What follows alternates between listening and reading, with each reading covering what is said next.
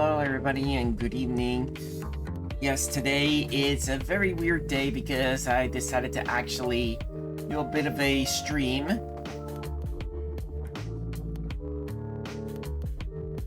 On behalf, pretty much, I've been wanting to do something, at the very least this time.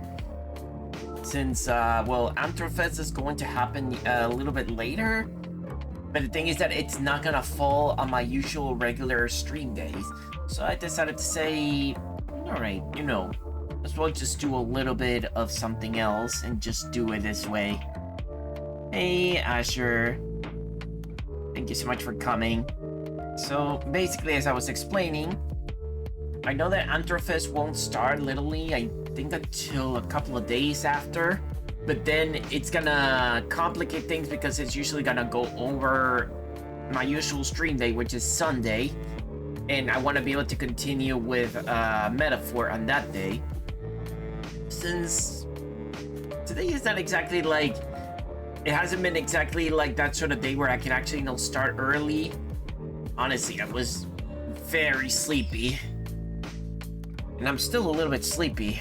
Honestly, I don't know why. I just have not been able to get a proper sleep this past couple of just recently.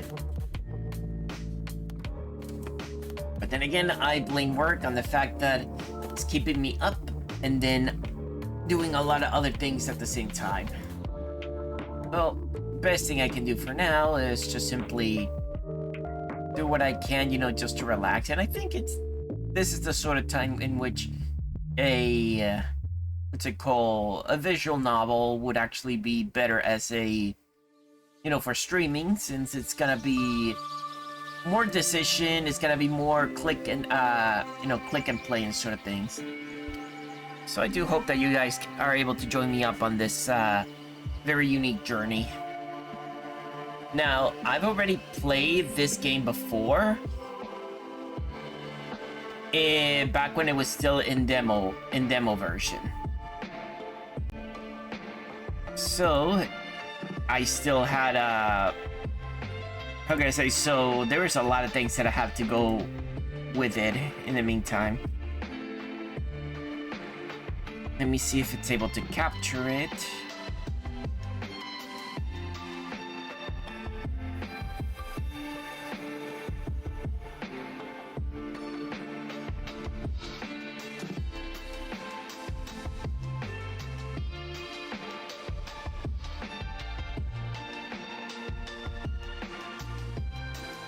Alright, let me see.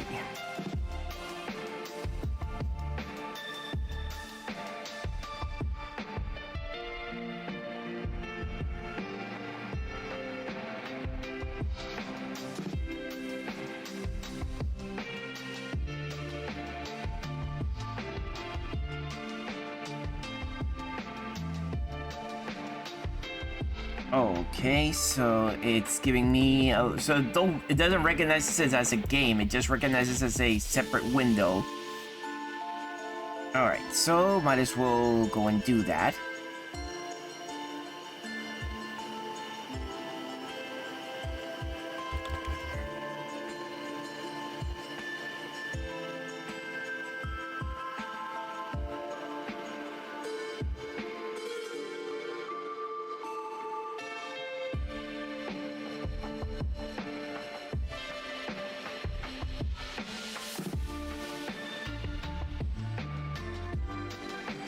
Alright, just gonna put it in the right size.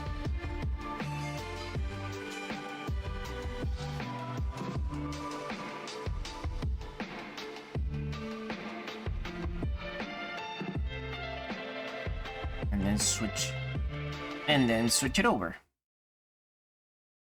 Alright. So like I said, I already played this game back when I think it was still...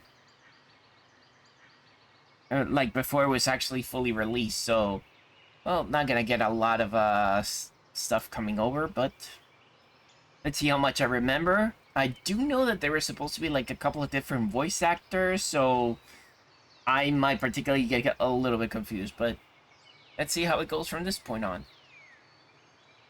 So then, let's start with Komorebi.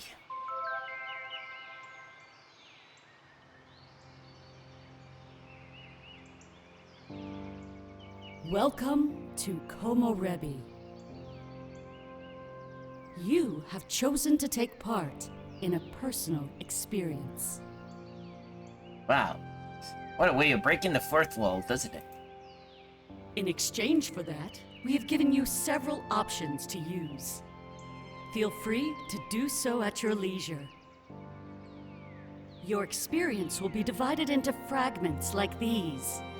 Okay. Right now, there's only one. Try saving and then interact with this fragment. Okay. Alternatively, feel free to enjoy the view. Okay, I saved, and now let's do. Experience opening fragment. A new beginning.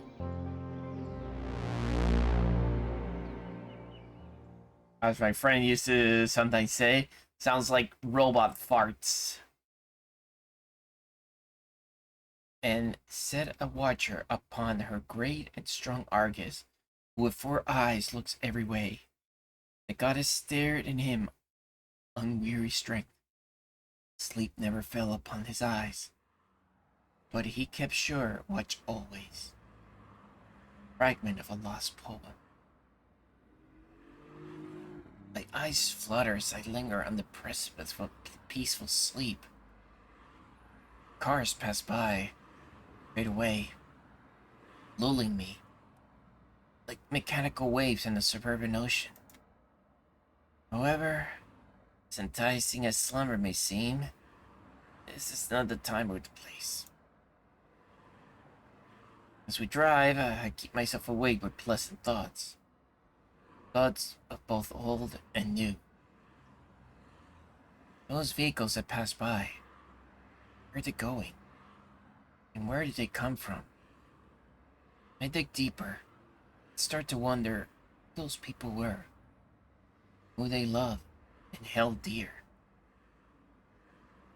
Millions of people, all with lives fundamentally different from mine. It's a lot to take in. But is that difference a good thing or a bad thing? I stop to think, and I can find no answer. As many people say, though, the unknown is alluring. That's part of why I'm sitting right here, right now. Feel a tap on my shoulder, and I'll loud yawn. Giving my friend a slight smile, it isn't very long before I receive one in return. At least we're both on the same page. There's plenty of time to sleep later on. Hey, you alright over there? Ever since we left the airport, you've been dozing off like mad. I thought it was pretty good company, you know? You're offending me. Ouch. I shake my head as if so doing would grant any further clarity.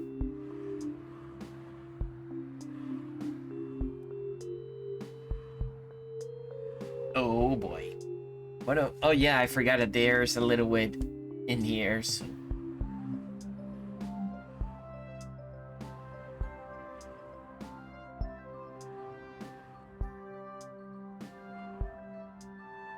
You're a great I almost feel like this should be it. I mean, I'm trying to do things what I feel like. What would it be if I were to say naturally? Great company. I'm just really tired. Yeah, me too. But you're the only one to blame here. Oh, really? Why did you book the red eye? Now there's a question for the ages. I had some coffee, but not even that could save me. Besides, Before he can continue, he's cut off by a loud beeping noise.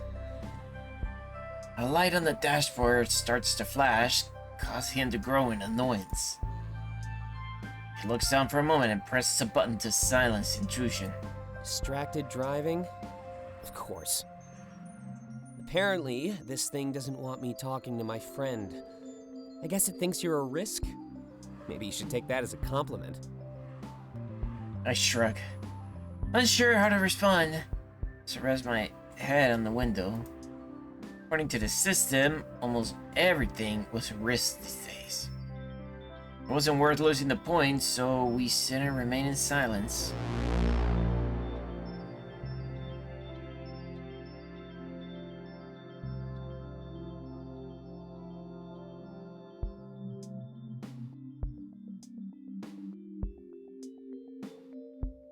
A few moments later, the silence has finally broken. I'm thankful, as things were starting to get a little awkward. But I guess meeting someone for the first time is always like that. Well, it was nice of him to pick you up from the airport. Isaac, right? Make sure to keep people like him close by during a change like this. Things may seem a bit uncertain right now, but remember, that's not a bad thing. He fiddles with a few paper in his hands before pulling out a specific sheet. Placing it on a table between us, he slowly slides it over to my side of the room. I pick it up and inspect it for a few moments. It's a basic questionnaire. If you could just fill out the basics, that would be great. Obviously, I know who you are, but we need to leave a paper trail. You fill that out, and I'll decide our topics for the day, all right? I nod, grabbing the pen that rests on the table beside me. These sessions were always boring, especially the first few. A new city, new counselor, back to square one. After filling out the form, place it on the table and slide it back. The counselor picks it up, inspects it, and gives me a knowing nod. All that aside, I assume that you still prefer the name Delta? It was mentioned in the note sent over by your previous counselor. Don't worry, it's normal. A lot of people your age shy away from their birth name. Why spend our lives with something that's been decided for us, right? Things are a lot more flexible than we give them credit for. That includes the future, a fact that people tend to forget. I really don't know where he's going with this. Taps the papers against his lap, straightening them out. Allow me to be a little blunt. I mean, we both know why you're here.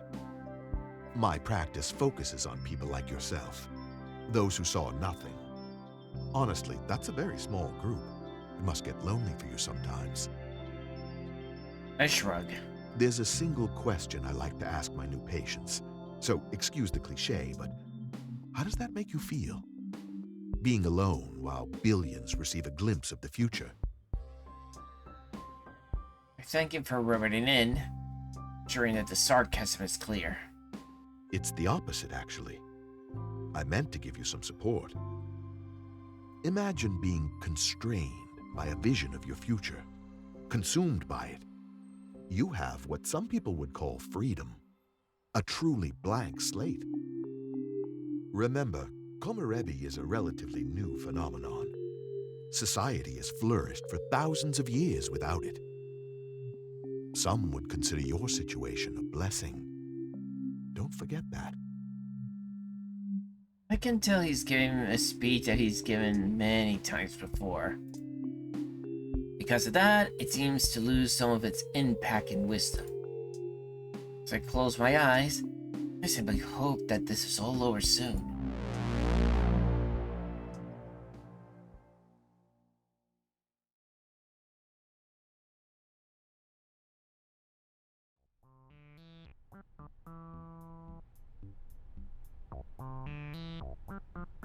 TV report continues. I open my eyes with slight hesitation. I've only been here for a few days. The rest is almost impossible to find. New start to your life is always stressful after all. At least I have friends. I can't believe they're making us watch this. 100 years of visions? Nobody cares. Looks like Argus just wants to stroke their own ego. Dante leans forward, taking the opportunity to chime in. Yeah, this is more about the system than anything else. Maybe they should fix all the glitches before boasting. Watch. Soon it'll say talking over their propaganda is risky. Isaac leans forward, whispering as if the topic is sensitive. You're not supposed to badmouth the system, Dante. As if my score could get any lower, man. Besides, Delta has definitely seen my true colors by now. I'm under no obligation to keep up the nice guy act. Why does it have to be an act? Can't you just, be nice? Dante scoffs. Too much effort, not enough caffeine. Whoa. I should save that. Too much effort, not enough caffeine. And you know the system is messed, Isaac. We're all on a leash. They just use Komorebi as an excuse to make it stay that way. Can't argue with that one. Hey, Delta, didn't you have an appointment soon? Maybe I can use you as an excuse to stop watching this thing. And you're telling me to be nice. I laughed at the retort and leaned back in an attempt to relax. I liked Isaac know that he was right, but my appointment wasn't for a while. When it's time to gather my thoughts and continue watching this report. Yeah, I definitely need to gather my thoughts. There's a fog over my mind. I feel so scatterbrained. Running myself in this new environment would definitely help.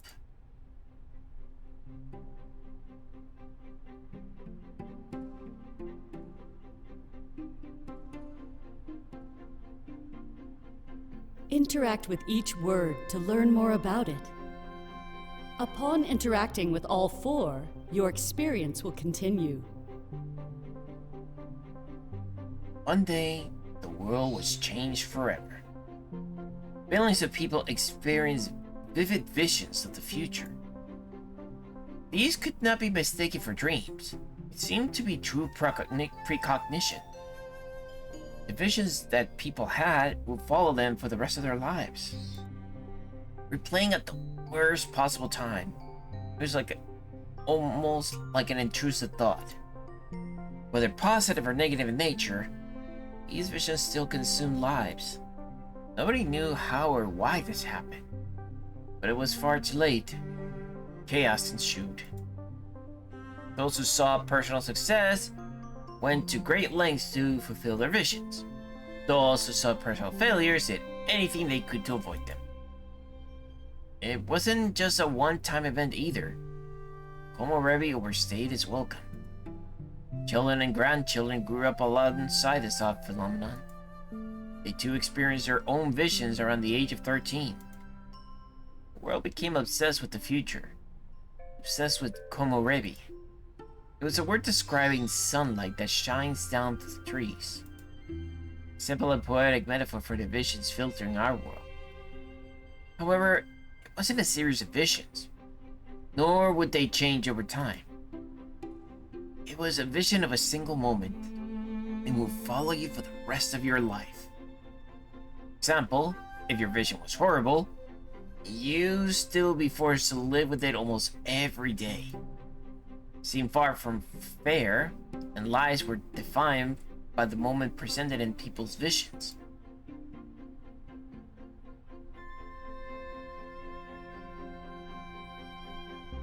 The system. Because of the chaos that ensued during the advent of Komorebi, a plan was needed. There were too many people acting recklessly in the face of their futures.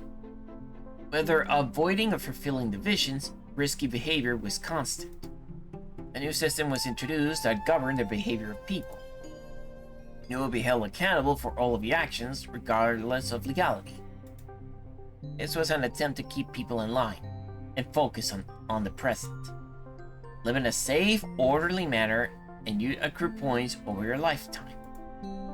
If you did the opposite, you'd lose points. Be rude, speed, litter, stuff like that. Your point total would define you as either an asset or a liability to society. Well, primitive at first, this concept grew as technology progressed. It is currently integrated into every possible device. Phones, cars, homes. The demand is clear. Be rewarded for your subservience to the system. Crime and accident rates plummeted due to this, and society is on a tight leash. But some people argue that living in chains isn't really living at all. Life is about taking risks and making progress, they say. But as they might, however, no movement has resulted in any change. Your worth in society is dictated solely by your score in the system. Generations later, managing your points is simply the norm.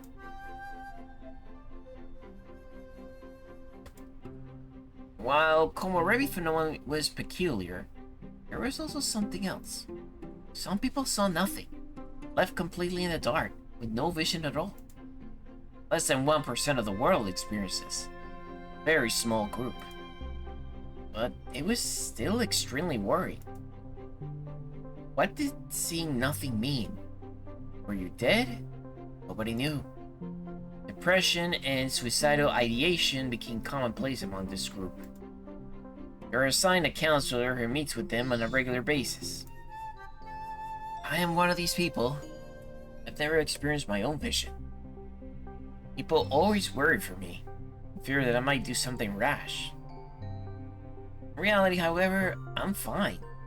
My lack of a vision has never defined me. Because I moved to a new city to live with friends, I was given a new counselor. It's kinda lame to start all over, after spending so many years with the last one. But I'm told this doctor's great, and I'll feel at home in just a few sessions. Yeah.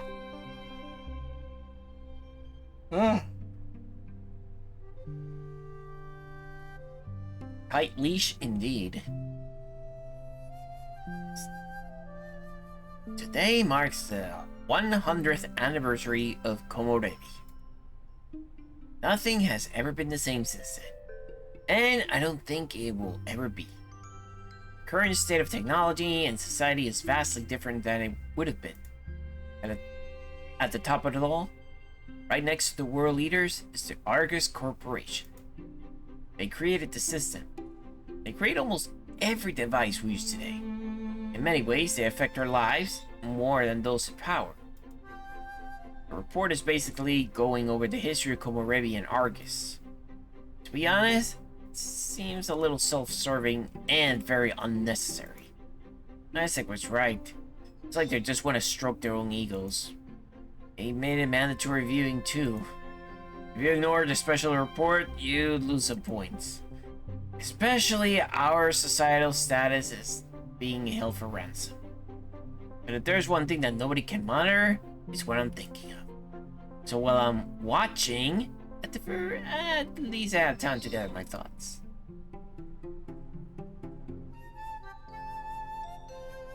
I let off a soft sigh and everything suddenly feels better. It's crazy how much a quick mental breather can help. True on that. Sometimes what I usually do is that I slap my face if I have to, or pinch myself, try to put myself back in reality, just to calm myself at the very least. My last counselor is the one who taught me that. Told me that our minds is like an office full of filing cabinets. If we don't gather our thoughts, they just lay around piling up. We need to set some time aside to process and filter them. Sometimes a simple metaphor like that can really change the way you think. Unwanted thoughts can be thrown away like trash while you organize the rest. If our mind was a physical space, we never neglect it. We keep it immaculate. As if was perfectly timed, the report ends alongside that train of thought.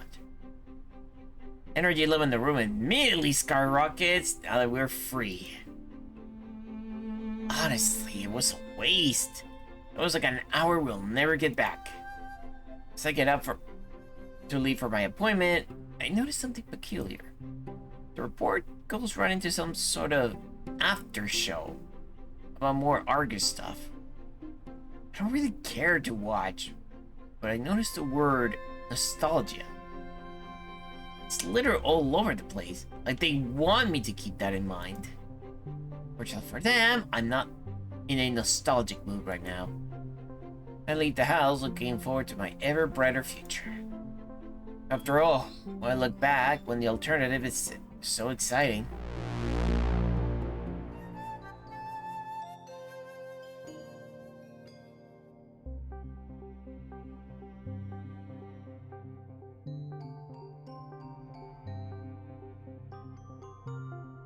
Something tells me these first few sessions will be a total bust.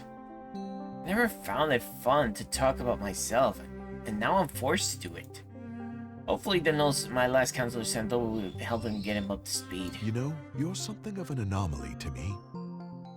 Most people in your situation have less than stellar scores. But you seem to exist in the middle, a truly neutral ground. A preliminary look at your risk profile shows me almost nothing. But on the other hand, you haven't done much to gain points either. Another ambiguous statement. Asking if that was good or bad. I don't know, actually. I wouldn't be able to tell you. It's a little ironic, though, isn't it? In regards to the system, I mean. Your score is meant to define you as a person, yet you elude that definition. He sighs. Then again, I'm no stranger to attracting those that go against the norm. Would you mind answering a few personal questions for me, Delta? Nothing too intrusive. I just want to get a feel for who you are. I nod, seeing no harm in this. It's why I'm here, after all. Well then, let's start with the basics. Why did you move here? What did you leave behind? Big life changes like this are rarely without cause. I shrug, unsure where to start. There was a lot to say and little time to say it. At least we have our first sessions cut out for us.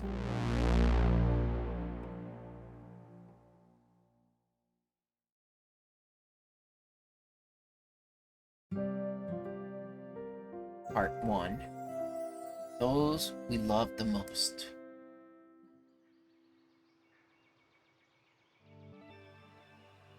Welcome to the first of 4 fragment maps. This is how you will navigate through your personal experience.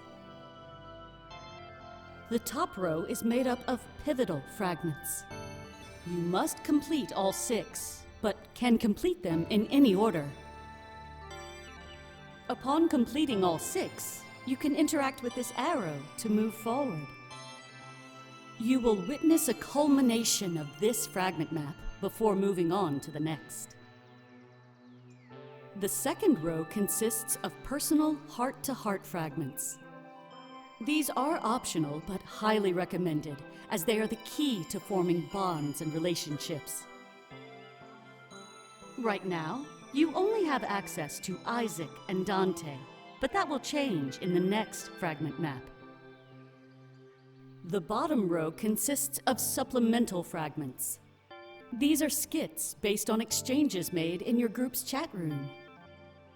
For your benefit, they will be portrayed just like any other fragment. Upon completing a pivotal fragment, you will unlock a journal entry. These explore Delta's personal thoughts as events slowly unfold. There will be 5 to unlock in each fragment map, and they unlock in a predetermined order. Should you wish, you can also toggle the nostalgia filter. This will apply a vintage look to your experience. You are now ready to continue your journey unhindered. Check marks will appear beside completed fragments, so you can monitor your progress. It is also recommended that you alternate between various fragment types. Enjoy, and make it an experience to remember. Already starting to feel like, I don't know. Kind of like, how can I say, like, a vending machine or sorts? Weird definition, right? I don't know, for some reason, let me go and check. Experience heart-to-heart fragment. Isaac 1. Let me see with Isaac.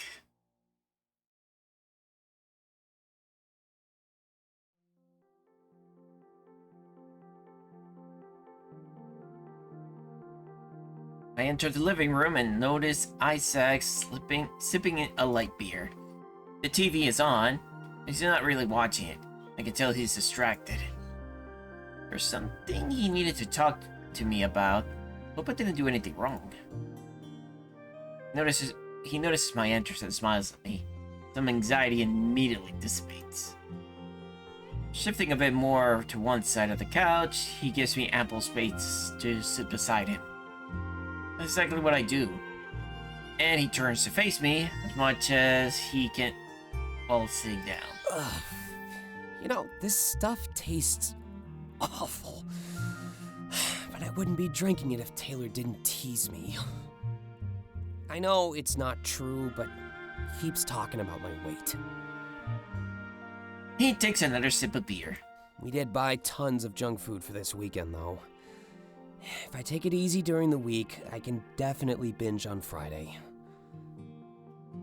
Might as well take action before something becomes a problem, right? Odd thing to say while drinking a beer at 2 p.m. True. Sometimes we just replace one problem with another. But don't worry, I care too much about work to do something like that. I only drink on days off, and I always make sure to pace myself. Except this weekend, though. Moderation goes out the window. Ha! Sounds like usually my plans when I want to actually game on. Haven't been to a nightclub in ages. I'm actually kind of nervous.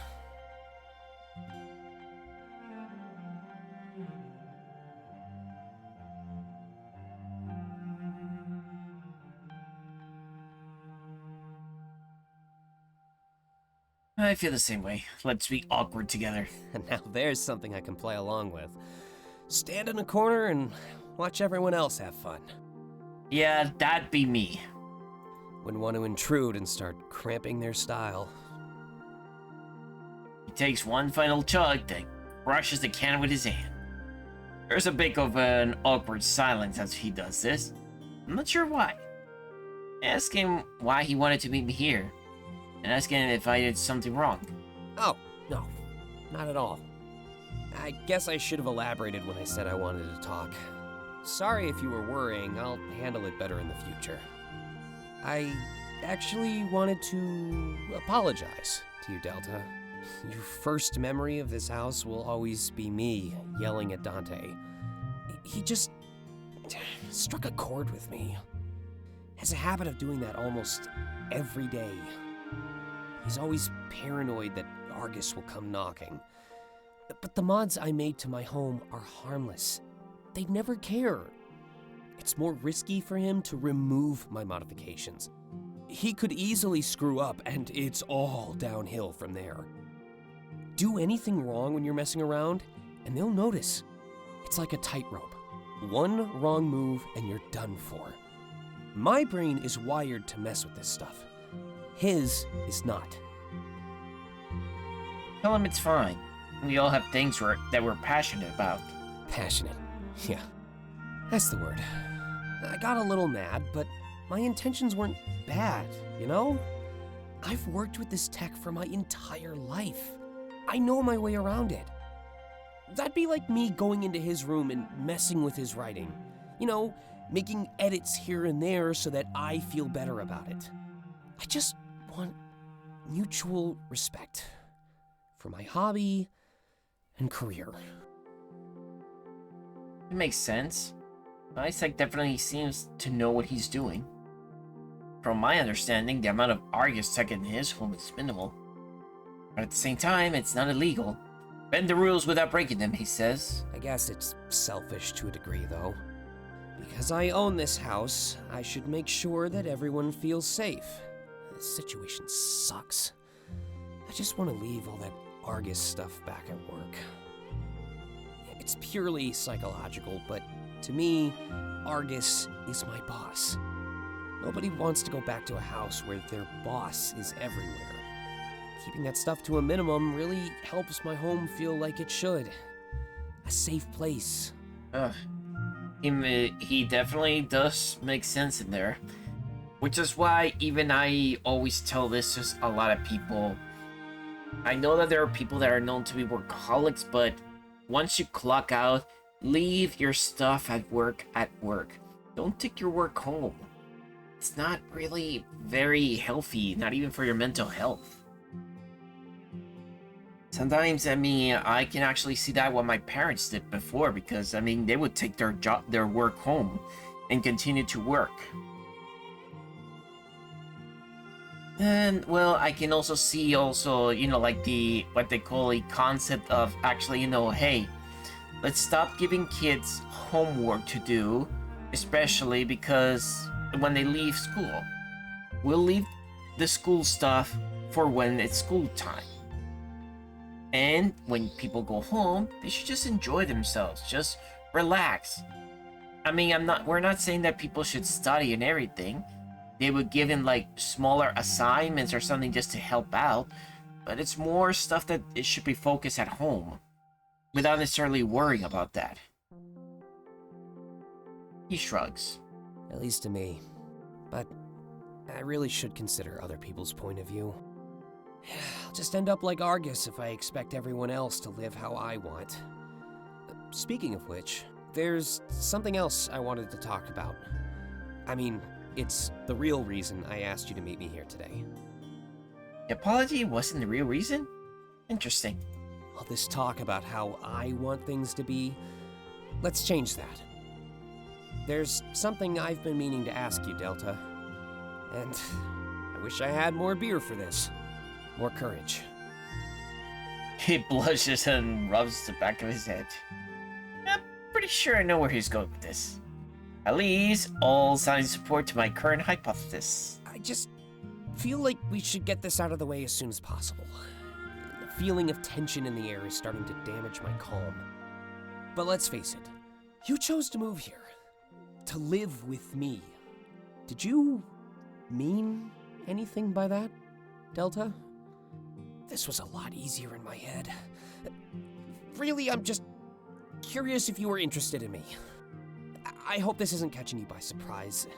We've been friends online for a while, after all. And moving in here is a pretty big gesture. I would feel the same way. It's just a bit closer to me, and he seems much more calm. I guess now that's out in the open, his anxiety is disappearing. It's never easy to bring up the kind of thing he just brought up. I'm curious if the gesture was supposed to mean anything. Either way, I'm fine. I just couldn't stop myself from wondering. But if we do go out, expect me to be incredibly awkward. This does seem a bit sudden, but it's also natural. There's always been chemistry between us, and now we live together. Crossed my mind a few times, but it's clearly racing through his. No matter what, though, friends until the end. Honestly, I like him how he is, but considering that this is like my first run through this game, well, kind of second run through this game, I'm just gonna have to say, let's give it time. It's too soon to tell. You got it, Delta. He gives me a playful nudge on the shoulder. Now Dante can stop teasing me about this. You should see our DMs. He kept bugging me to ask. But I'm glad I did, you know? There was just so much stuff up in the air. And nobody likes uncertainty. We're all creatures of routine these days. Argus has made sure of that one. But sometimes a routine is more like a prison. So, let's embrace our freedom. Let's drink beer at 2 p.m. And I gotta say, I gotta love that grin of his. He smirks and stands up from the couch. I say why not, and accept his offer to share a beer. Air is clear, it seems like we can carry on like normal. Alright, but let's not do this every day. Next time we'll go to the coffee shop and test the waters. With everything settled, I promise it'll be less awkward. He leaves the room to retrieve some more beer. I feel like our bond will become stronger because of just what happened. Not only did I learn a lot about him, but we made our situation more clear. This is another milestone in my new life. Every interaction I have while I'm here will settle me even more. It doesn't feel like home just yet, but every second does more to change that.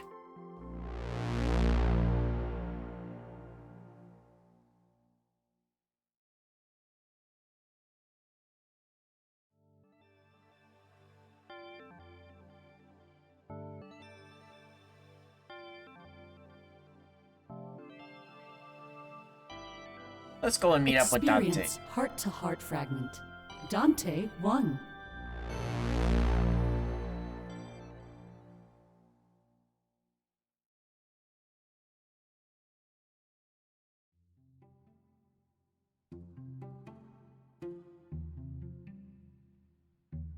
I entered Dante's room, bringing him back his lost wallet. I was too busy to pick it up at the coffee shop, and I was out running errands. Isaac Dave warned me about him, though. Always having his head in the clouds. Hey, Delta. Thanks for following through. There's no way I had time to do that myself. According to my agent, I have 12 months left to finish this book. But I signed the contract, so this is my own doing. Sounds fair. One crunch session after another. You get used to it, though. Thankfully, the press is really interested in my next project. I knew he was a writer, but I didn't know he was this successful. Until this point, he's never mentioned much about his career.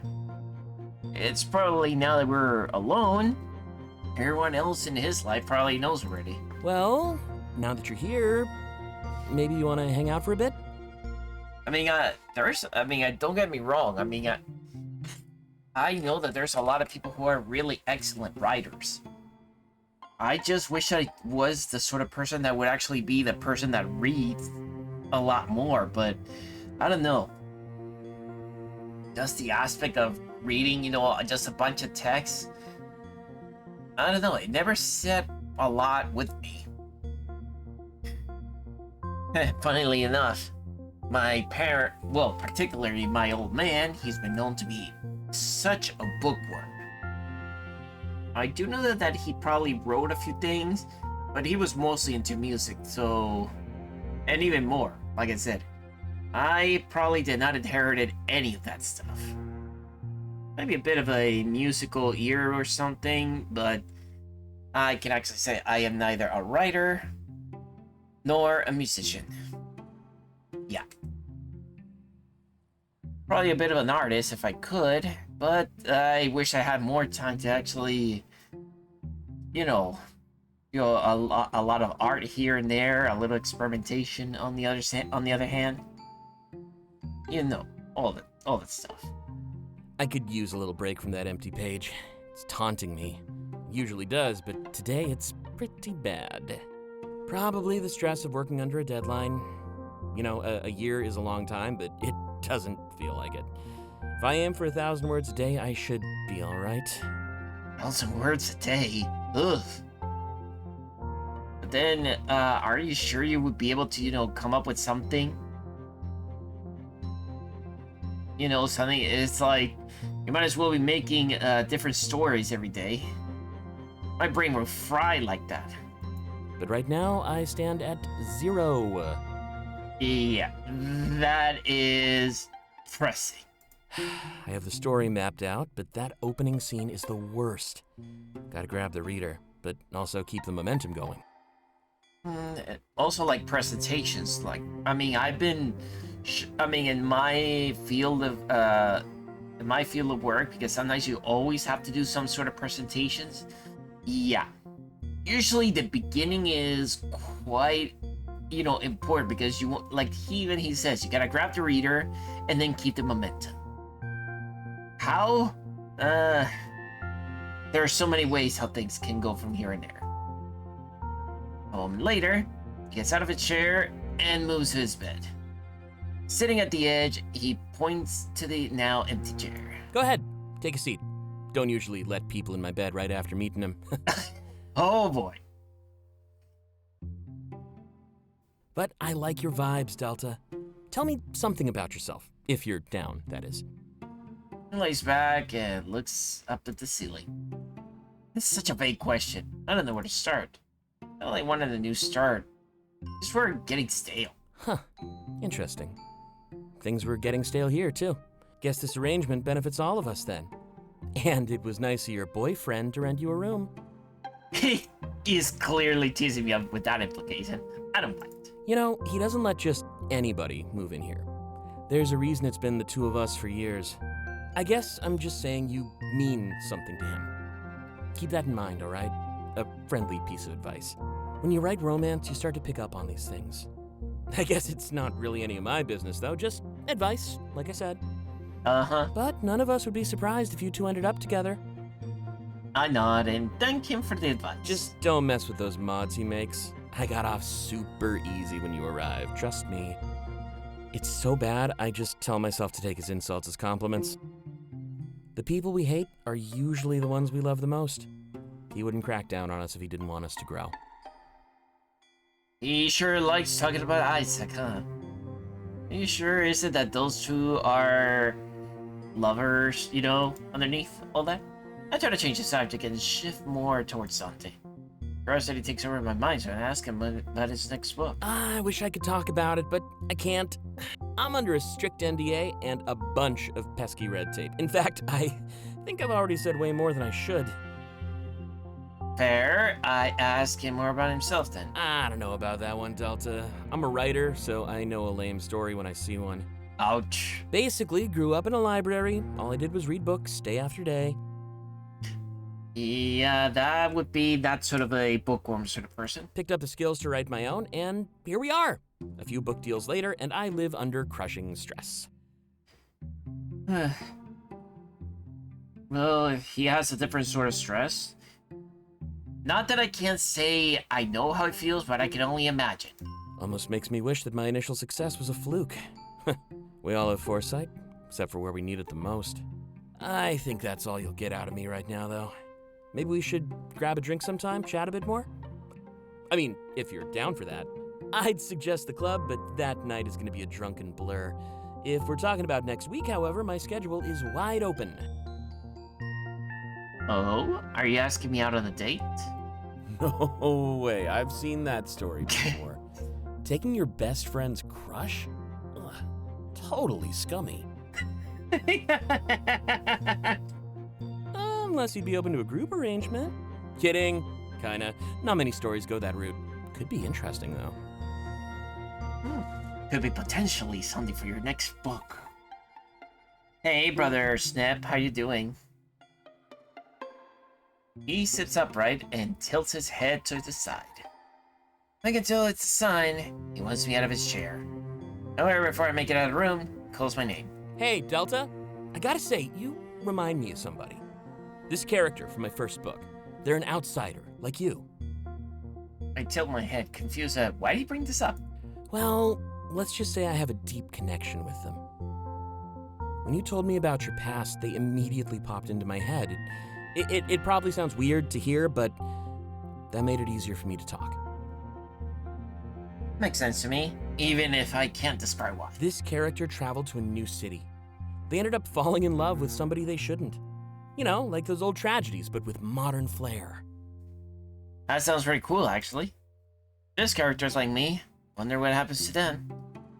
If I asked Dante to tell me some more, intrigued at relating to his fiction. Oh, they die. Hopefully things work out better for you, though, yeah? Wow, straight to the point. Oh. With a laugh, he turns the chair around and starts typing away. I guess that was my cue to leave. For real this time. What an odd note to end on. Instead of focusing on what he said, I focus on what he didn't say. Our talk inspired him, even if he didn't want to admit it. I see myself out.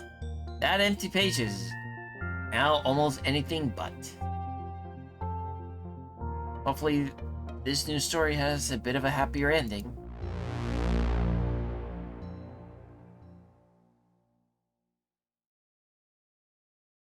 How are you doing, Darius?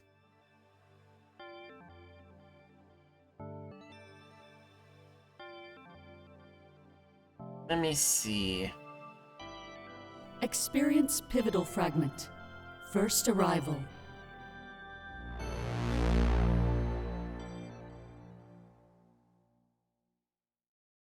Don't cry for yesterday.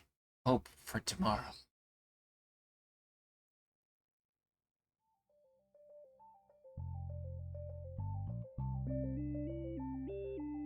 I grabbed my bags from the trunk. An easy task, as I made sure to pack light. The point of this journey was to leave my baggage behind, not carry it with me.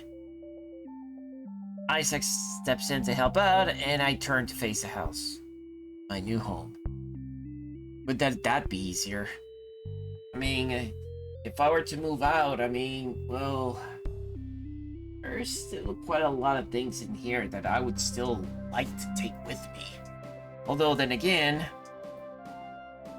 there are a few things I could potentially leave behind. But even now, I need to make sure that I can actually get rid of a lot of, trash and stuff that I don't really need. It could potentially take a lot of time for me to do that because I've been literally shredding a lot of papers and I've been going at it for months. And it's not because I am doing it but don't get me wrong, it's not like I have a lot of things to, trash out. The problem is I don't have that many off days that I can actually, sit down and just focus on what?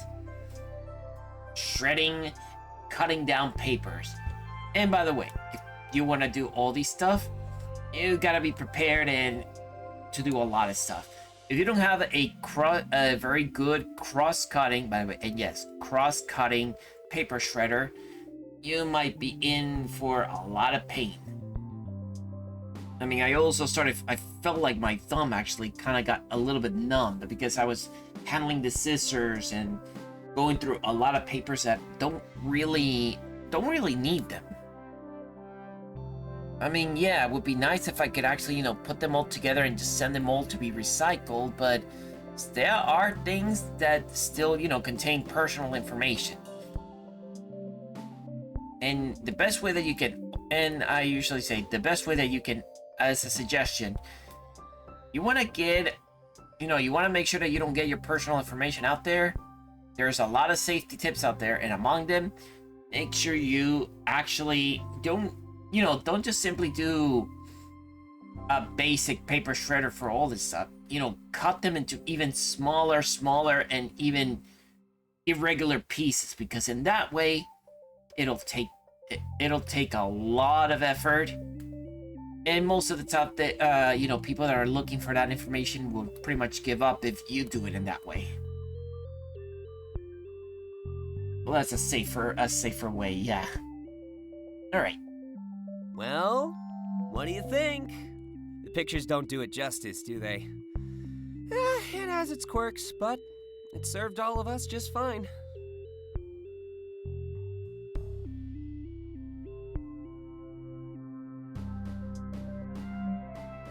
It was better than pictures, to be honest.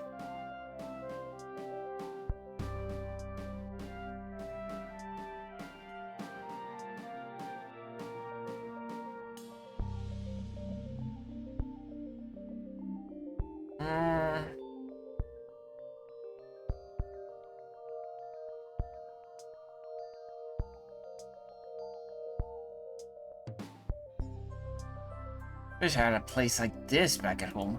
No need to think about it like that. This is your home now, Delta. Even Dante's excited to meet you. And knowing him, that's saying a lot.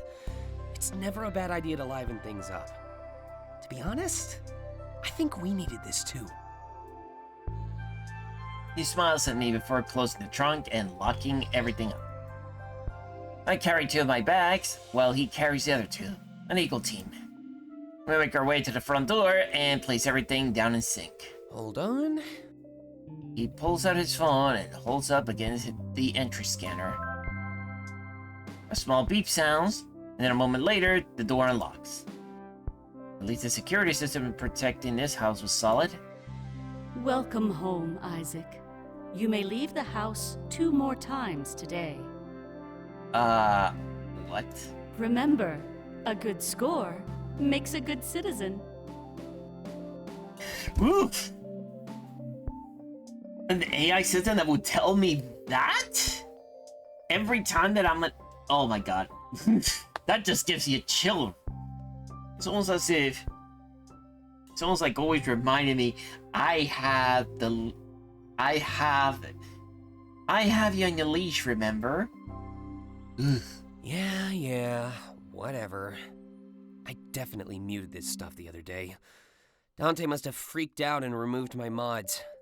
Again. That's true. Tampering with the system at home was a big deal. I don't think Guy said was anything shady, though. Probably just likes the silence. Typically, people wouldn't mess with the system when they have something worth hiding. Well, let's get you settled. With how tired you were in the car, I guess you deserve a nap. But don't mess up your sleep schedule. We gotta watch that report tomorrow. I nod, and now that the door's open, pick everything up. Using his shoulder to nudge the door open, slowly enter the house. I've seen so many pictures of this place, but seeing it for real was incredible.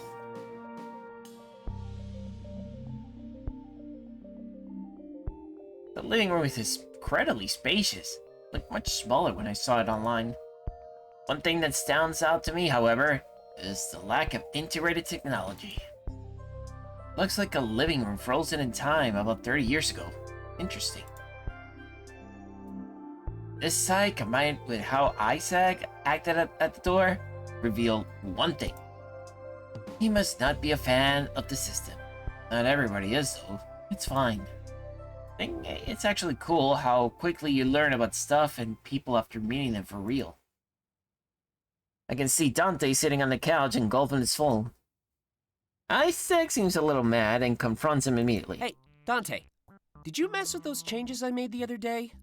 I thought I told you to play along with those. I do it for a reason. Dante's ears perk up and he immediately rises from the couch. I can tell that he let his guard down, but he was eagerly awaiting for her entrance. Whatever kind of impression he was planning, his lack of awareness destroyed. Man, can't you see that I'm looking out for you? If they found out about your tinkering, they'd dock you points. Or worse. I'm sure Delta has my back here. Messing with Argus just isn't worth it. Putting me on the spot on the second you meet me? Nice. Scratch my head and Isaac looks at me, expecting my support.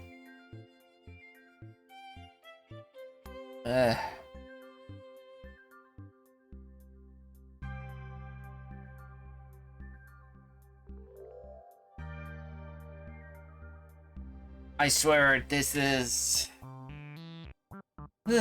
his house's rules. I mean, that's how I usually say at times. Look, I cannot disagree with Dante. I mean, ideals aside, legal troubles are worth it. I hate when I get put into these sort of situations where it's like, either way, it's fine with me. Fine, but his house's rules. True, but it's only a matter of time before we're tried as accomplices. Argus may be many things, but forgiving isn't one of them. Look at how the Zeros are treated. See what I mean? Let's just change the topic, all right? I know I brought it up, but I don't want our first meeting to be an argument. Besides, I work for Argus. I know what I'm doing when I make changes. If by work you mean enforce the system on others, then sure. You do a lot of things that you'd report other people for doing. Hey, not fair. I may tamper with some hardware, but I never break laws. You'd be surprised how much you can bend the rules without breaking them. I don't know how many times I have to say this, but please, just trust me. Dante shrugs. Fine. Still the best deal on housing I've come across. Can you at least tamper with the system and let us skip that report tomorrow? If you're gonna bend the rules, might as well do something practical with it. That one toes the line way too much. I'll have to pass. It's only an hour, just put in some earbuds or something. I'm gonna go help Delta unpack and get a bit of rest in. All right, fair enough. But if Argus ever comes knocking, just know that I won't hesitate before turning you in. That eager to get me in handcuffs, huh? Ooh, and with that smile? part of the way you're planning. It's all part of the plan. Dante steps forward with a laugh and holds out his hand. I was hoping to hang out for a bit, but I get that you're tired. If you want to bond or whatever, you know where to find me. I shake his hand and give him a soft nod. We're gonna be roommates. Makes sense to bond. I'll let him know that I'll find him as soon as I get some shut-eye. Perfect. And make sure to prod Isaac for me. He's way too tight-lipped about the nightclub outing this weekend. Hey! Thanks for ruining the surprise! Your fault, keeping secrets from your friends like that. I shrug. I knew Isaac would plan a party, so no big deal. Dante smirks at me, then returns to his spot on the couch. I met people like him before, an agent of social chaos. The friend seems pretty cool, Isaac. Maybe I should start trusting you a bit more often. A group like us? Add Taylor to the mix, and we'll do great things. Isaac scoffs, but then quickly displays a large smile as Dante becomes lost in his phone. Head always in the clouds, that one. Almost prefer when he locks himself in his room to write. Before we pick up your luggage, though, hold on a sec. This has been a long time coming, and I never got a chance to at the airport. He steps forward and wraps his arms around me. I do the same. Stand there for a few moments in a tight embrace. I have no idea why this is the first time I felt it, but this was really the fresh start I wanted. Welcome home, Delta. And just like Dante said, great things. I released the hug with a smile on my face. This was it. Finally. The start of my new life.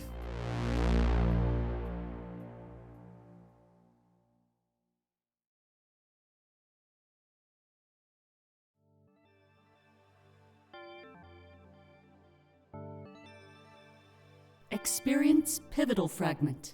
Special Delivery.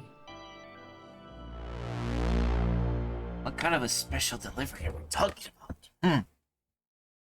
Sometimes finding yourself means realizing how lost you really are.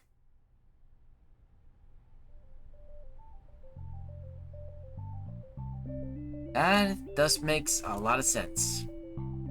I enter Isaac's store and immediately taken aback at how fancy it is. The massive Argus Corporation logo at the back is kind of blinding though. In spite of that, I make my way towards it, and closer to Isaac. He stands behind the register, lost in thought, but I could tell he was tired. That's why I have his box lunch in my hands. He forgot it at home, and I wasn't busy. It was pretty harmless delivery of all things considered. I'm sure it'd make him happy. Upon seeing me, his ears immediately perked up, and the appearance of stress melts away. Delta! Oh, what a lifesaver you are! Ugh, the only thing worse than working is working on an empty stomach. I promise it won't happen again. I'm not normally forgetful like this.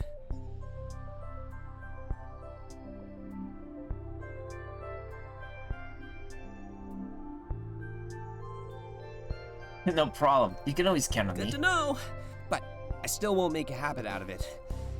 Asking for favors isn't my strong suit, so I never know what to give in return. The party plans are making progress, though, so maybe that's a good start. I'm the same way. I can say that I can relate a lot to Isaac. I'm not really good about asking other people when I need like a favor or something, especially when the favors are a little bit too close. He gives me a soft smile and turns back towards his computer. As he faces his work once more, the smirk turns into grimace. It was almost like his worries melted away as we spoke. Flattering. You'll never guess what happened. 10 of my installations this month have backfired. Oh? That means the people who bought them made illegal modifications. Basically, I lose the commission. Normally, I don't care, but 10 in a row? Something is clearly going on. He strokes his chin like he's lost thought. It's odd how he hates people when they mod their gear, but he does it all the time. I decided to ask him more why, nobody's around to spy or anything. Not just modifications, Delta. Illegal modifications. What I do is harmless, and I still follow the terms of service. These people are actively causing harm, using the tech to aid in crimes and stuff. Which in a sense it does, it does make sense. There are people who do modifications just for the sake of, but they do it for actual, for actual criminal activity. But then there are other things that are like, not even, they're just made to, for example, hey, I'm making this modification to make, for example, my cell phone just last a little bit longer, even if it means that it's not always tracking me, or sometimes, I want to be, let's just say, have this particular thing, be on at certain times and stuff like that. Or I just don't want this, this notification to just always wake me up. So those, I would say, harmless.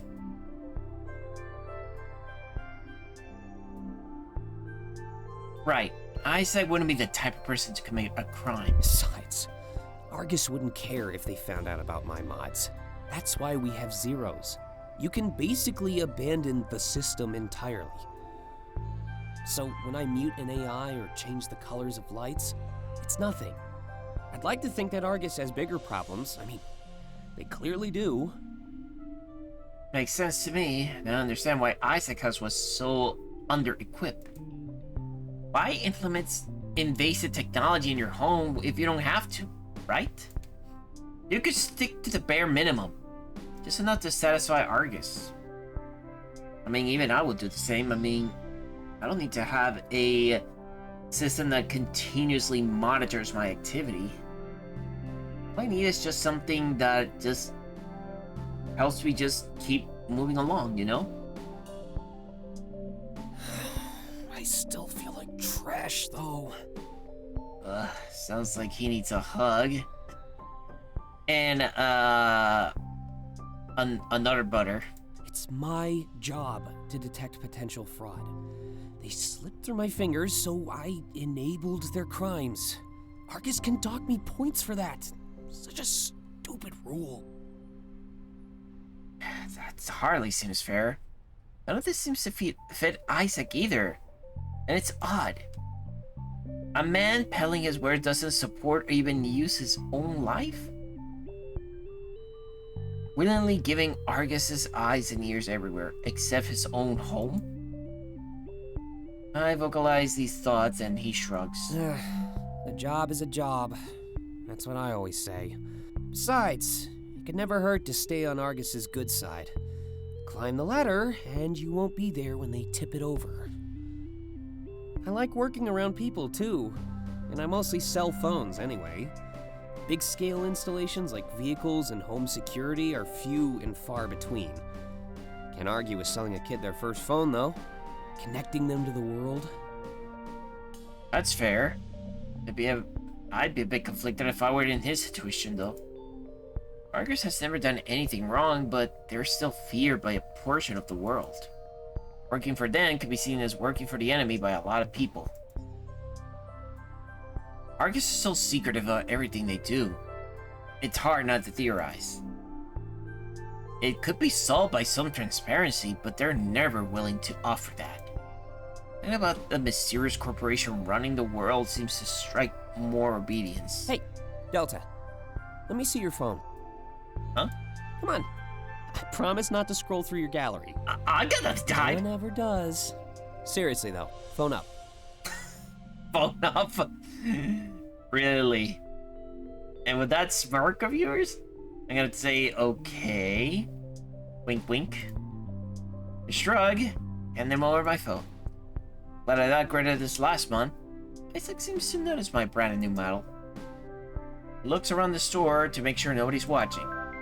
And a second later, he runs his phone around some sort of scanning device. Wanna know what I just did? Oh. Throws my phone back at me. Thankfully, I catch. I just stole your identity. What? Rule number 1, never hand over your phone. Even if it's someone you trust, it's just not worth it. One simple scan and I can do almost anything I want. I could put your info on a new phone, impersonate you online. I could even overwrite the info on your current phone, change your identity. But I'd never do anything like that. Probably. Oh? Before I can do anything, he starts laughing. I'm just screwing with you, Delta. I'd never mess around with important stuff like that. I did a few things that might help you out while you look for a job, though. Play along with what I'm about to say. I need an excuse for the computer.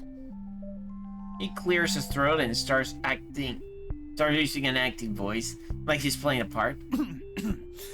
Terribly sorry for the inconvenience. Argus values you more than that. The next 6 months of all Argus-related subscription services are on the house. And not only that, but all Argus-associated venues will be 20% off. Whoa! Is there anything else I can do for you at this juncture? He winks at me. I'm not sure what to do or how to take what just happened.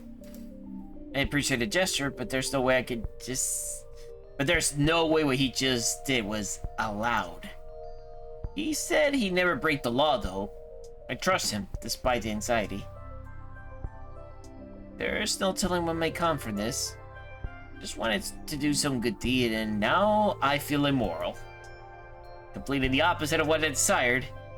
I leave Isaac with his meal. Maybe we'd have time to talk about this later.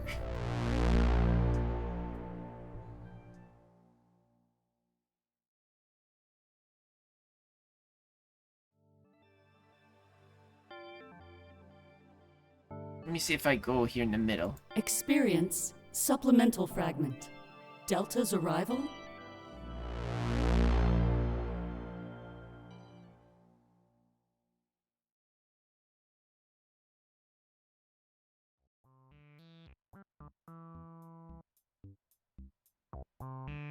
Delta has officially arrived. Sweet! And not a moment too soon. Everything going good so far? Yeah, definitely good. And listen up. All that stuff Isaac yapped about, it's totally true. Hey! He means that in a good way, Delta. Don't worry, it's not like you're a stranger. That gives you an instant edge in my books. Yeah, reputation was definitely preceded. We heard all kinds of things. Some of them were even good. Either way, it's nice to see somebody live up to the hype. Thanks for coming. And allow me to say, welcome aboard. Yeah, I'll echo that one. Welcome aboard. Remember, now that you're in the group chat, it's official. Whoever you were before, it just doesn't matter anymore. Oh, that attitude of his. You're better now. Guys, remember when I told you to give Delta a normal greeting? Nope. Typical. Well, now that the red carpet is rolled out, we still on for this weekend, Taylor? Yeah, excited to see what all the fuss is about. You're being way too secretive. No way we're just going to the club. Don't worry, it'll all make sense. I know discretion isn't exactly your strong suit. And subtlety isn't yours, but I'll yield.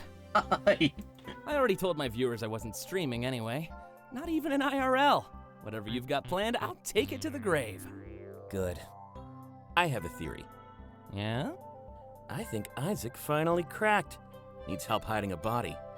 Not true. And what proof do you have? You're still alive. ouch. Okay. I'm gonna put a stop to that one real quick. I don't want this group chat putting me up on a witness stand one day.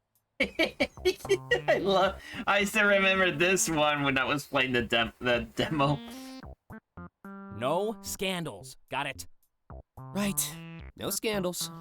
Ugh, you're so boring. Here's something that might change your mind then. There's a chance we could end up on the news. Pressure. The news? And you thought we were being extra. Anything else you want to drop on us? Don't worry, I'll be nice. Not sure. Most of this is up in the air. Well, you promised to be fun, so I guess that's all I need. Even if it feels like you're making everything up as you go along. You know me, I'd never do that. And trust me, it'll be amazing. Just don't drink too much. We don't want a repeat of, the incident. Oh? Not my proudest moment. Keep it down around Delta, alright? Then I guess you should be on your best behavior. Blackmail? What did I just say about scandals? Typical. Hey, it's only a scandal if he turns it into one. That's not how that works. And look, Delta hasn't even said anything. I knew we'd scare them away in a matter of seconds. Send popcorn emoji, try to break the ice. Perfect response. Exactly. That's what I would say. I'm just watching you guys. I mean, isn't this what we usually do on stream sometimes? Well, I will get more response on the stream. I knew you were gonna be our comic relief, Delta. Do a good job and you'll go from guest star to main cast easy. And there goes Dante, treating everything like a work of fiction. This is real life, dude. It doesn't always work out like you expect. But when it does, it's always worth the wait. Besides, it's not like a little silver lining ever hurt anybody. True. Except for the people it hurt, you mean. Anyway, there's lots to do, so we should get back to it. The sooner we help Delta settle in, the sooner we can relax. Ooh, crack open a cold one for me. I need to start streaming. Hopefully I can retain some of the followers I got from that charity gig. You're gonna be fine. It's not like you were doing bad to begin with, but yeah, time to put down our phones. Labor awaits. Let me know how it goes. I'll come and meet Delta soon enough. Sounds great. See ya.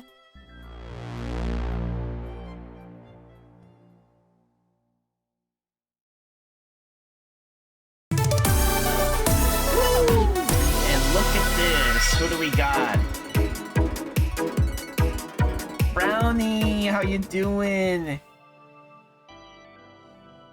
Hope you're actually enjoying your time out there. Thank you so much for bringing your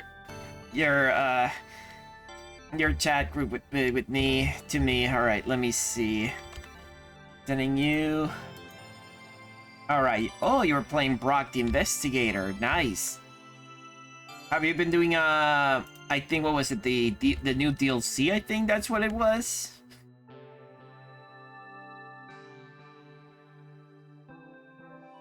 There we go. All right. There we go. And I hope you're actually having a good time with Maskery and Kiwi. Those are really good friends with me. And thank you so much for sharing your community again with me. For those that don't know me, my name is Frey. I'm a variety furry streamer. I focus on RPGs and JRPGs. Occasionally, and I would say very rarely, I would try to do art. But right now, I am actually just giving Komorebi, which is a furry visual novel, a try. Particularly because I will not be able to do a proper stream outside of my usual schedule days, which is usually a Sunday. Oh, yeah. When you're having fun, it just feels like it's going by just too quick. I can feel that, but I hope that I hope it actually stays with a lot of good memories for you. Alright, and for Nyx Wolf, Deathly Wrath of Darkness, thank you so much for the follow as well. And hope you everybody can actually, you know, stand here and, you know, have a good time in the meantime. But yeah, I'm going right now is with Komorebi. I actually already played this game before when it was still in demo.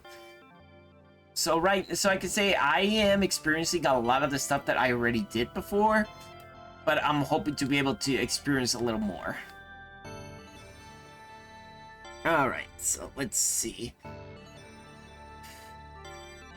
Have to continue this a little bit more.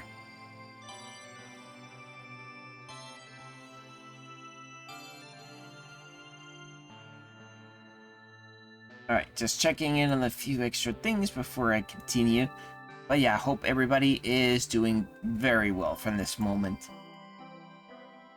Okay, continuing on. Let me see. I'm gonna go and do another of the supplemental ones. Experience Supplemental fragment. Noise complaint. I think I remember this one.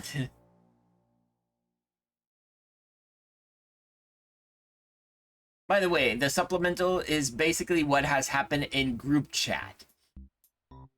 Hey, can you keep it down in there? No. Hey! Come on, man! I got work tomorrow. I need to get some shut-eye. And I have work right now. Music helps me focus. Then put on some headphones, Dante. I am with Isaac. Honestly, I'm the sort of person that if there's a lot of noise out there, I get really annoyed. I cannot actually neither sleep nor concentrate with a lot of music out there. One of the reasons for why I moved out of my, out of my home country was because, especially in the city, just too many people just don't have a filter. Come on, people. Unfortunately, a lot of houses are not built to be, what they call soundproof. And not everybody wants to listen to and not everybody wants to, know that there's a party next door every single night. Ugh. It was one of the things that I suffered back in my home country. But at the very end, don't even get me started when the holidays were around. Even worse than New Year's.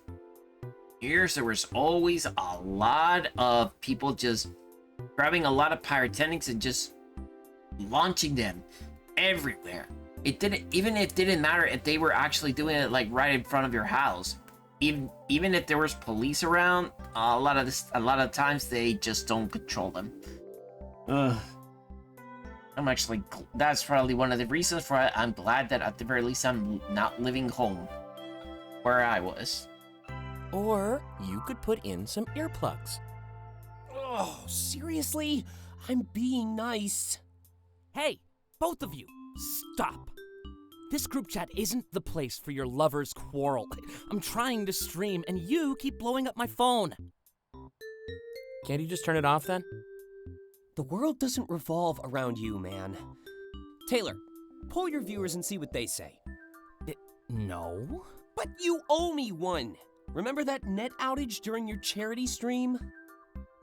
Fine, hold on. Several minutes passed without any chat activity. Just as I thought. They don't care. Ouch. Wait, hold on. I actually just got a $50 donation. It says Dante's Headphone Fund. Then I win! I think Dante wins, actually. Being stubborn pays off once again. Transfer that money to me and I'll buy a pair tomorrow. Isaac, one more night with the music and it'll all be over. I promise. Fine. But if you don't follow through, I'm raising your rent. Controversial. He can be, yeah. Anyway, now you both owe me one. In the future, work this out at home, all right? Don't make me take advantage of my viewers. It feels wrong. Fair. Oh no, another donation. Look what you've started. Score. Whoops. Yep. They just started something really bad there. Well, that is only to assume that someone actually, looks at your stream, but they tend to be extremely quiet. Sometimes that'd be me, yeah. Alright, let me see this. Or this. Now let me go for the supplemental. Experience supplemental fragment. Shady business.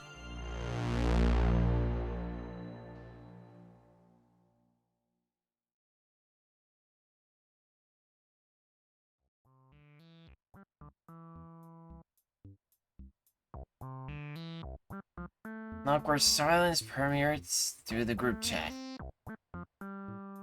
Where is everybody? At work, trying to close a sale. It's actually a pretty big deal. Good luck with that. I'm with Taylor right now. He thought it'd be a good idea for me to guest on his stream. Wait, Taylor accepts guests now? Everyone wanted to meet me after the headphone incident. Apparently, I became a meme in his chat. That'd be interesting. Wonderful. Yep, I'm Dante the headphone guy.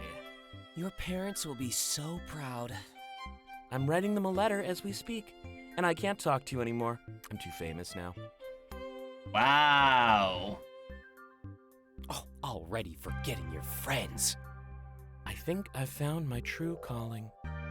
He's doing a good job, actually. He should stream in his spare time. You really think people would want to watch me write? You have lots of followers. I'm sure they'd love to see the process. I mean, not wrong. When you have a lot of followers. Which does remind me, I forgot that, I actually hit 1K on viewership, on the amount of followers, I think. Just let me recheck.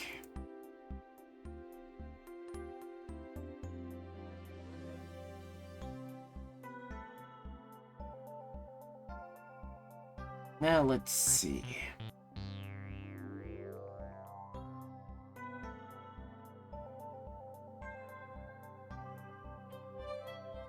Oh yeah, I did hit 1K. I should probably try to make I should probably try to make sure that I can make an art stream to be able to, celebrate just reaching 1K after.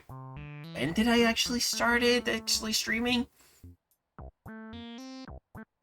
Definitely not gonna say, or it could have been 2021, 2022, I think. Or maybe even earlier. I was just messing. I was just like, it was around the time that I just began, noticing stuff like this, that there was something called, basically Twitch. Started started to bond up with especially the fur community during that time.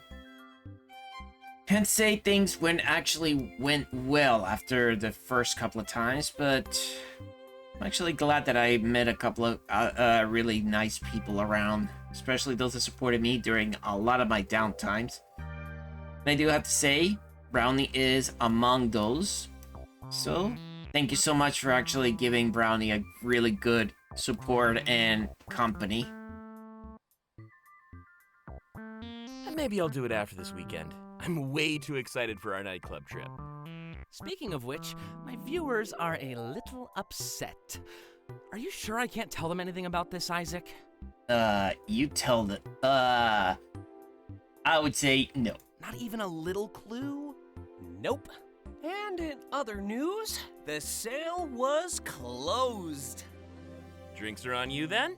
Don't worry about it. Already taken care of. Wait, seriously? Seriously? Taylor, I think Isaac is caught up in shady business. Our paragon of virtue? No way. Seriously! He's always home late, and now he's even dodging our questions. He just wants to treat us. You're reading into it too much. You say that now. Oh, come on, man. When have I ever lied to you? Are you wanting me to get out the list?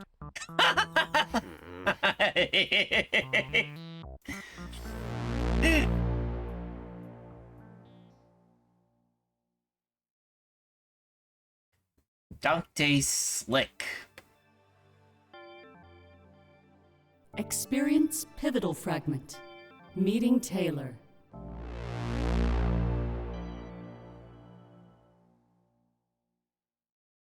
Someone out there wants to be you, just as much as you want to be others. Touché, Clays. Touché. I sit at the table with Isaac and Dante, slowly chipping away at my dinner.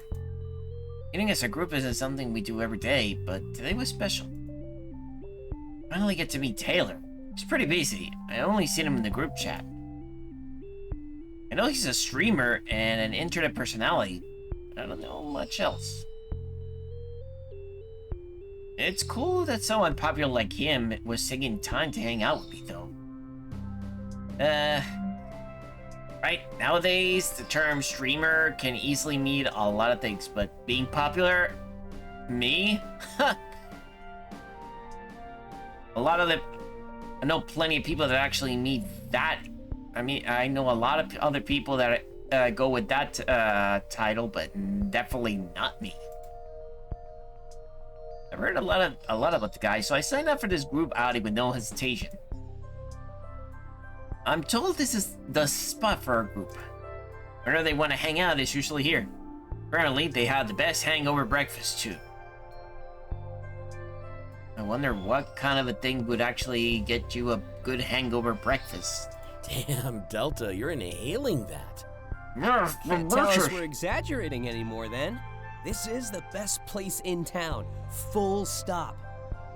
Yeah, definitely excited to come here Saturday morning. It's part of your master plan, isn't it? Hey, nice try, Dante. No more info till Taylor gets here. And even then, we should let him and Delta get to know each other. Don't you think the nightclub would be better for that?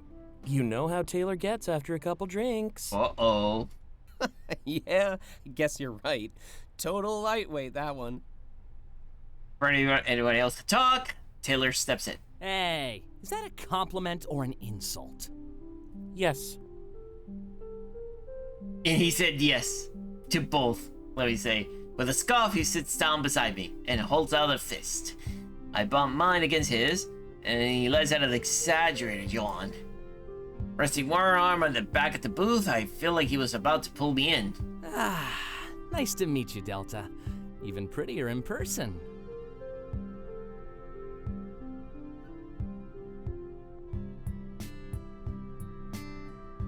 And we got to finally meet you, Taylor. Long overdue, I'd say. I've been pretty busy, but I'm making sure this weekend is clear. Let's share a drink at the club, all right? I feel like we'll hit it off.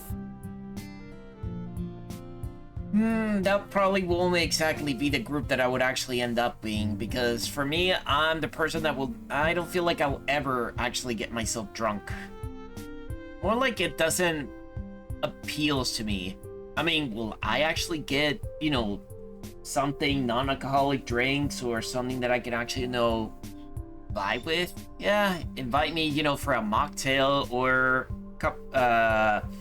better yet, for some coffee, for some small kind of, snacks. And honestly, if we actually just get some, a couple of really nice teas, that'd be really great. Still your goal to flirt with all my friends, I see. I'm getting pretty good at it, too. He moved his arm from where he was and then poised at the table. A pair of headphones rested in front of Dante. They get Taylor's attention. Oh, those are the headphones my chap bought you? Oh, yeah. And he kept his end of the bargain, Isaac? No more loud music keeping you up at night? Surprisingly, he did. Perfect. No more fighting now, you hear me? Someone's got to keep you kids in line. Oh, so now you're the adult here? Anyway, let's get down to business. This whole nightclub thing, I looked at their website and not a single special event is listed. Yeah, this is private, just for us. That means the whole news thing probably won't happen. But the other plans haven't changed. We still have an open bar. Perfect. That's all I cared about anyway. Wait, what happened? That's a pretty big change to gloss over, man. Why was the media even a possibility in the first place? Oh, right. My bad. They never announced the event, so nobody knows they canceled it. The plans that I have are still in full effect, though. Don't worry. And those are... I'm introducing all of you to a new friend. He's in town, and he said drinks are on him. That's all you get, though. The rest is a surprise. For real. There's more? That seems like all of it to me. A friend is visiting and buying us drinks. You timed it with Delta's arrival, too. I would say, honestly, if that was the thing, I would put a bet. Yeah, that's basically it. I said let's out a nervous laugh and rubs the back of his head. I can tell that he's acting. There's a bit more to his plans for sure. Oh, I've got it. I know who we're meeting. Huh?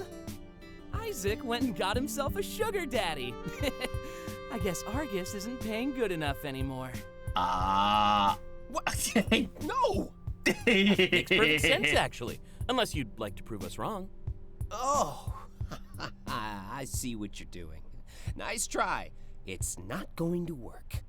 Just wait until Friday. It's not even that far away. Speaking of which, you're all still down to pregame?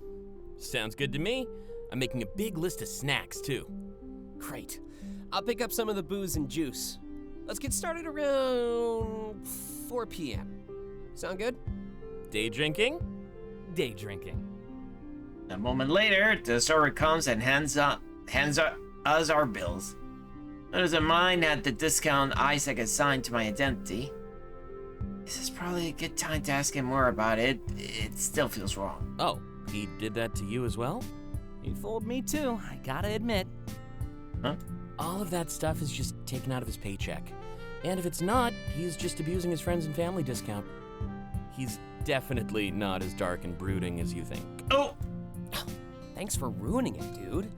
I just wanted to be nice and impress Delta. Besides, it's a valid cover-up. Nobody really wants to accept pity money. The fact that I'm jobless is more apparent as ever. I appreciate Isaac's gesture, but I did save up a lot before moving. It'll help me out, but that wasn't necessary. I thank him, just to clear the air. No problem. Glad to know you appreciate it. I always want to help, no matter how it comes across. It just felt better to remove any chance of offending you. He glances at Taylor as he says that. I'm assuming he didn't react to Isaac's pity money. But I can actually understand that would wound someone's pride. Well, I've come to love it, trust me. But right now, there's an even bigger dilemma at hand. Oh. He opens his menu and looks it up and down. Just what do I order? Oh boy, yeah. And if you don't have this, and if you don't have literally a tank for a stomach, and I'm gonna say an even tighter wallet, all you can do is just decide, what can I buy out of all these good things? Decisions. Trust me, even when I try to go to a restaurant or something to try something out, really feels, my God, it's like everything sounds so good, but I only have space and stomach space and money just for one thing or two. Experience supplemental fragment. Betrayal.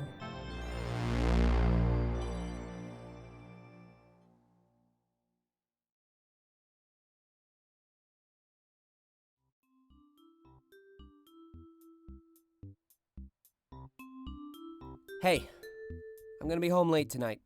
Again? Again. What's going on? Nothing, really. Just a lot of sales to close. Raking in the cash lately, huh? I wish. But not really. Already capped my commission for the month. Wait, what? What incentive is there to sell products then? I don't want to get fired? Oh, valid. Besides, I'm hoping to nab that promotion next year. Putting in this extra work just seems like the right thing to do.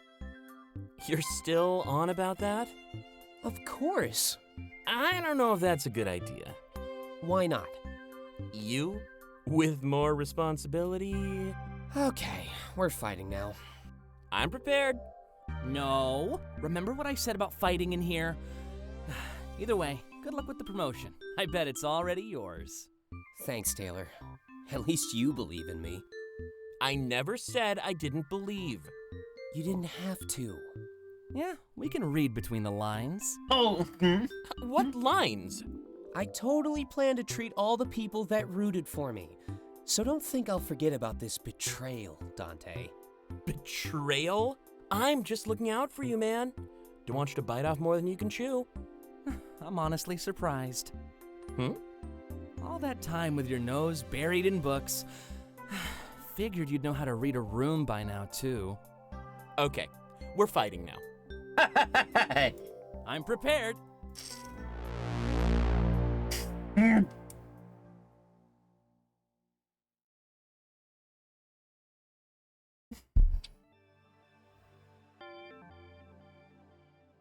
I swear, I am actually enjoying this.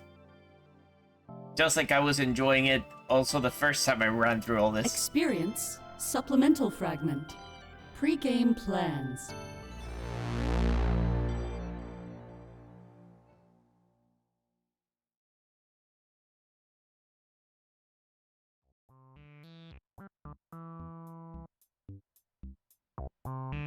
Hey, question. Potential answer? You all down to pregame before the nightclub?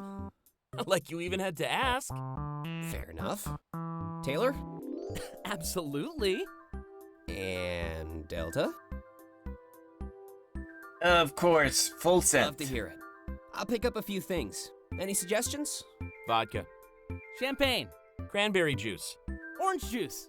Whoa, slow down. Remember, all the drinks at the club are covered. There's no need to be extravagant here. Sheesh. Isaac, this is an excuse to be as extravagant as possible. If we were paying for both, we'd all be broke when we got home. Let's splurge, at least a little bit.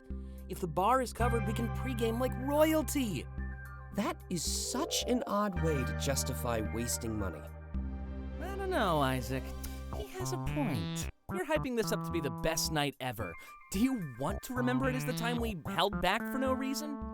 It's not holding back, it's saving money. And I never said it'd be the best night ever. I only promised fun. If you fall victim to your own expectations, that's all on you. You said we might be on the news. You said we have access to an open bar. Exactly. Tons of fun. Buzzkill. Hold on, I wasn't finished yet. As much as I want to save money, you do have a point. We're lucky. We know in advance that this night will be memorable. That's a luxury we shouldn't waste. So, let's do our best to make it even more memorable. Now you're talking. I like what I hear. Where'd this man of wisdom come from, and what did he do with Isaac? I'm growing. Truly heartwarming.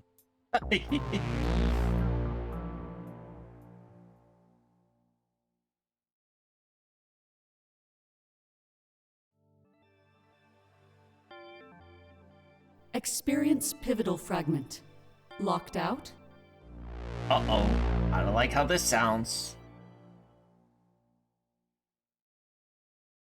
The safety of the past is the greatest treasure that we could never possess.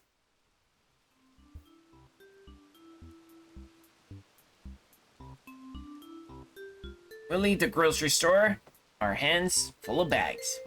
It was mostly booze and a sort of junk food. You know, the usual. Took a couple of hours, but Isaac and Taylor were here to make it easier. That's everything, yeah? I think so. Dante made the list, though. I'll just blame him if we forget anything. Classy. Isaac walks over to the driver's side of the door and tries to open it. A moment later, he looks up, giving us an embarrassed smile. Oh, speaking of classy, please don't hate me for this. Isaac, you didn't. I did. Don't tell me. He locked the car with the keys in. Taylor groans and places his bag on the ground. I'm a little confused, but I quickly realize what's going on. Isaac locks his keys in the car. I guess we're stuck. And you insisted on using this dated piece of junk.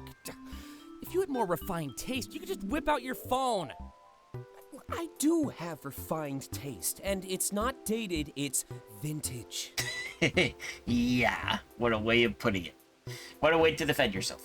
It's sketchy, is what it is. You say that, but you'll thank me for having it one day. Oh yes, of course. I'm so grateful that you stranded us in the middle of the city. That day is not today. Taylor sighs. His annoyance almost exaggerated. Well, looks like we're walking. This is Isaac's mess. Let him stay and fix it. Nah, I'm actually gonna walk with you. I'll have to grab some tools from my workshop. Thankfully, this isn't the first time I've locked myself out. Thankfully? Yeah, always makes a good story to tell. Why not just get a new car? You know, one that follows regulations. Because I'm just made of money. He scoffs and walks back towards us. Taylor picks up his bags and we start walking in the right direction. With all this added weight, it'll take a couple hours to get back home. I guess I'm coming over to your place now. Good thing I didn't have a stream plan today. Or tomorrow, hopefully. Yeah, I'm taking the weekend off for you. I don't get to do that very often. It's costly. But in my heart, I know that this open bar is compensation enough. You get drunk after one cocktail. Oh, I plan on going farther than that. Challenged, accepted. You wanted to make the night memorable, right? I think the marker of a memorable night is not remembering it at all. Explain to me, how does that even work? There's no logic in that. Oh, so you're an alcoholic. Says the guy who drinks beer at lunchtime. Day drinking is better. Oh, I can't wait to hear the explanation on that one. Before they can continue talking, we almost bump into somebody. Quickly dodge into the side, we turn back and apologize. Oh, sorry about that. Don't worry about it. Say, that's a lot of food. I suppose it is. Are you gonna eat it all? That's what you do with food, yeah?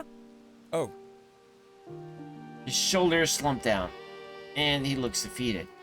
We exchange glasses, and concern rises within us. Hey, everything all right?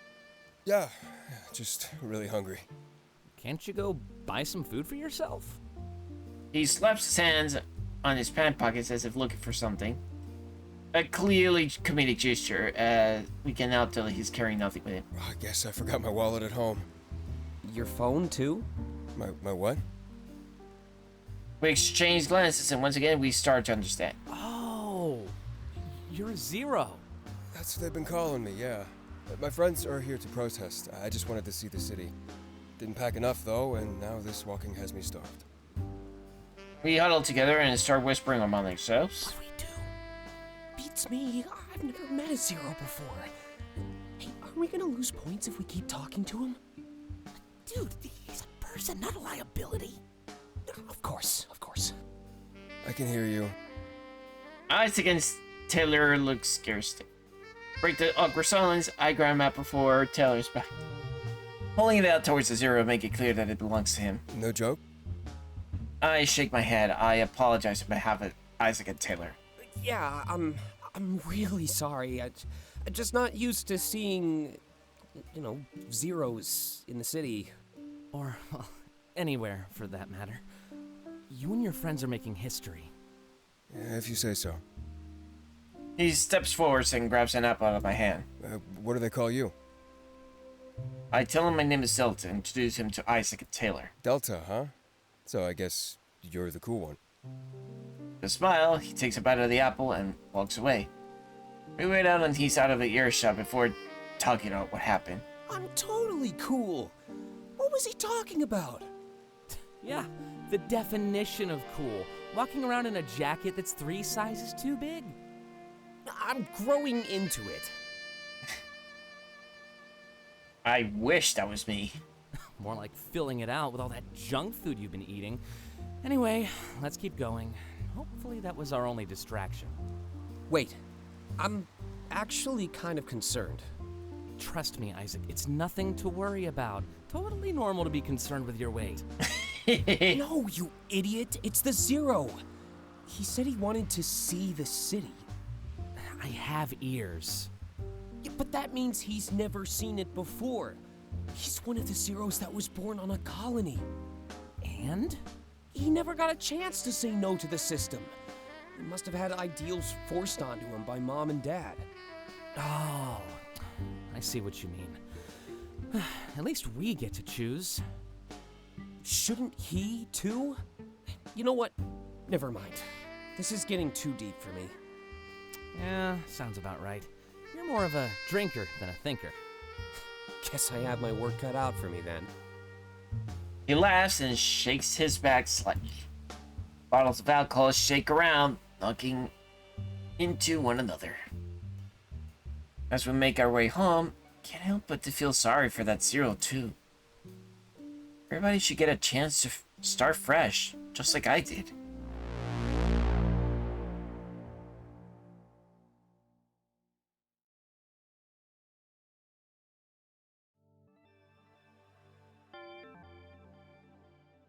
It's starting to get a much clearer picture of how this is going on now that I'm playing through it again. I get the feeling that a lot of probably additional content or some things were revised, you know, in this now that the full version was actually put up. Experience supplemental fragment. The Quantum Leap.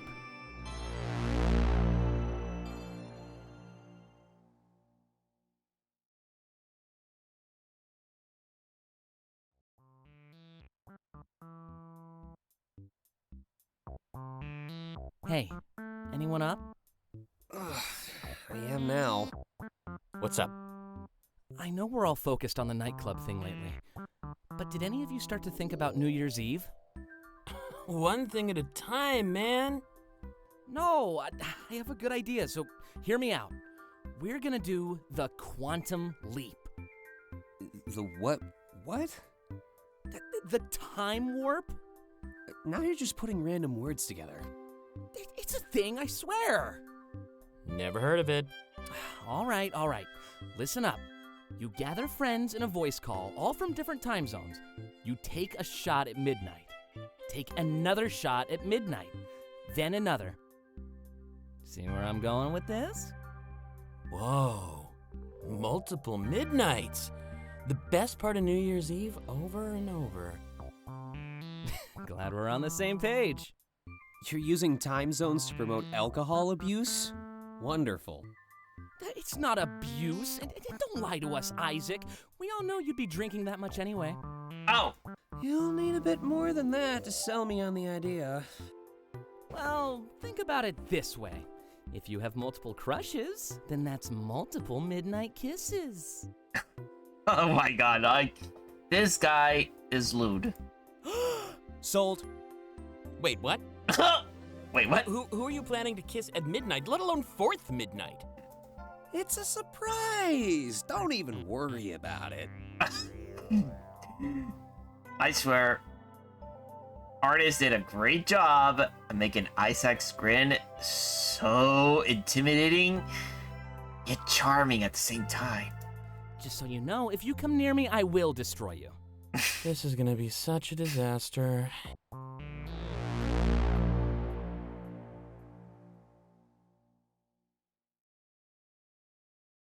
I wonder, by disaster he means a bad disaster or a good disaster?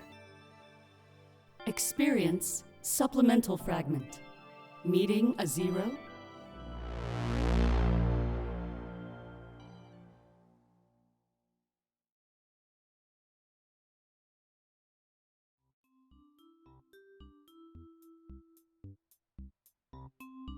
I ran into a zero on the street a couple hours ago. Wait.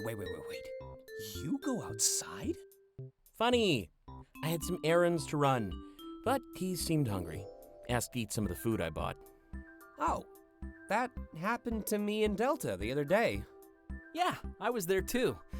Felt kind of bad for the guy. I didn't know it was really true, how they can't enter our stores.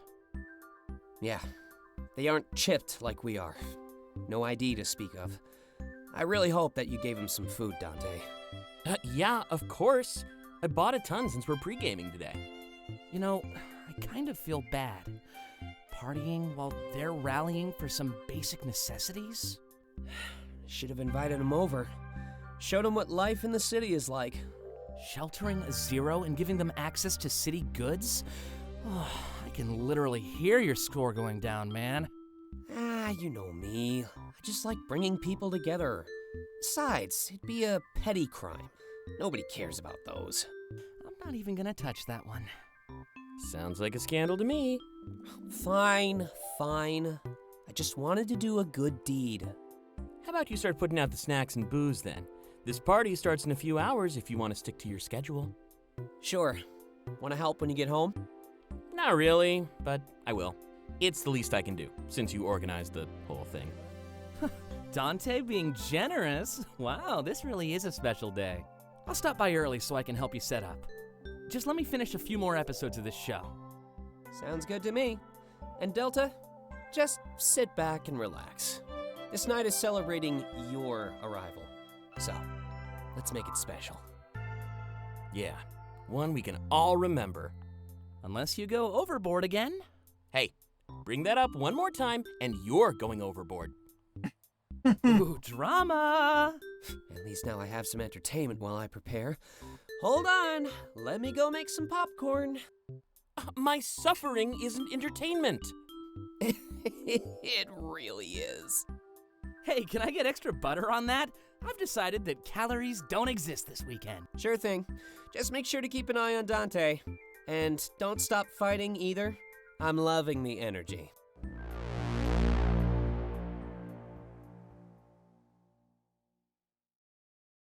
Amazing. Just amazing. Experience Pivotal Fragment. Another session.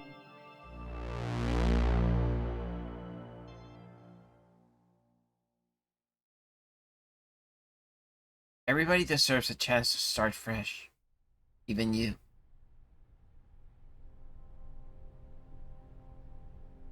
Oh, hey, MMX. The counselor stares at me, like he's unsure what to say. 2 sheets of paper in his hand sporadically divert his attention. I can tell that he's written the notes from our previous session. Our first session. We didn't get to cover much ground, but it was still a nice experience. I was worried we wouldn't get along. That was a bit of a stressor. Seems nice, though. A lot of my worries have dwindled. Terribly sorry about last time. I hate cutting things short. But when our safety is on the line, I have to make some tough calls. That protest seemed pretty heated. I hope they didn't give you any trouble. I shake my head. I have no issues getting home. I don't think the protesters wanted to hurt anybody. They wanted change. Obviously, some would fight for that change, but no hands have been forced yet. Interesting times we live in. Pay a group no mind, and eventually it'll grow unchecked. At this rate, the heads of August might have to get involved. But let's not worry about that right now. We're on the clock. There's a couple of things I wanted to ask you last time, so let's start there. With how calm it is outside today, I don't think we'll have any issues. Give him a nod. I lean back in my chair. I really didn't need to be here, but I didn't want it to lose points either.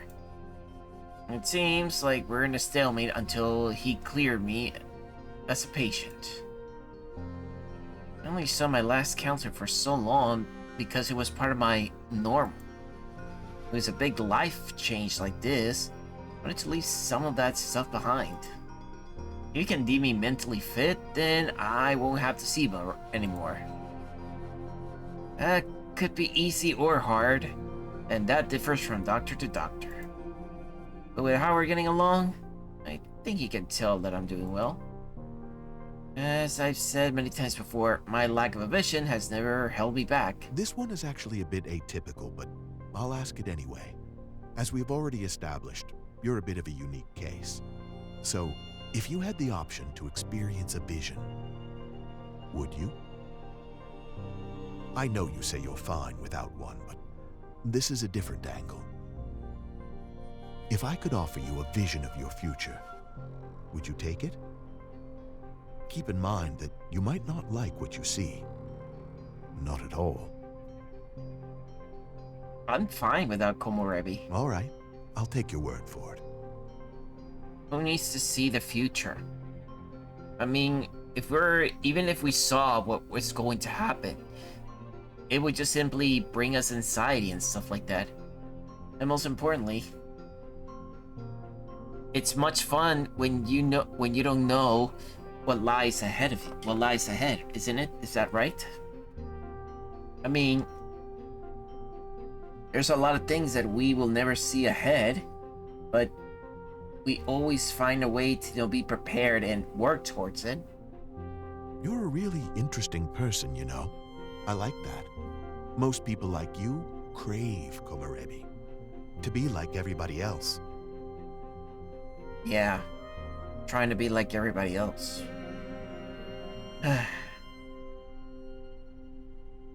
You could say that's kind of what society kind of wants to make you do, is like try to be like everybody. Only because they make but funnily enough, at the same time, make our differences just make us almost criminals from it, or something that should not exist. I've never found any merit in that, though. Trying to be like other people only makes you forget who you are. There's a certain beauty in embracing what makes you special. There used to be a time when you couldn't do that. At least not without being judged by your peers.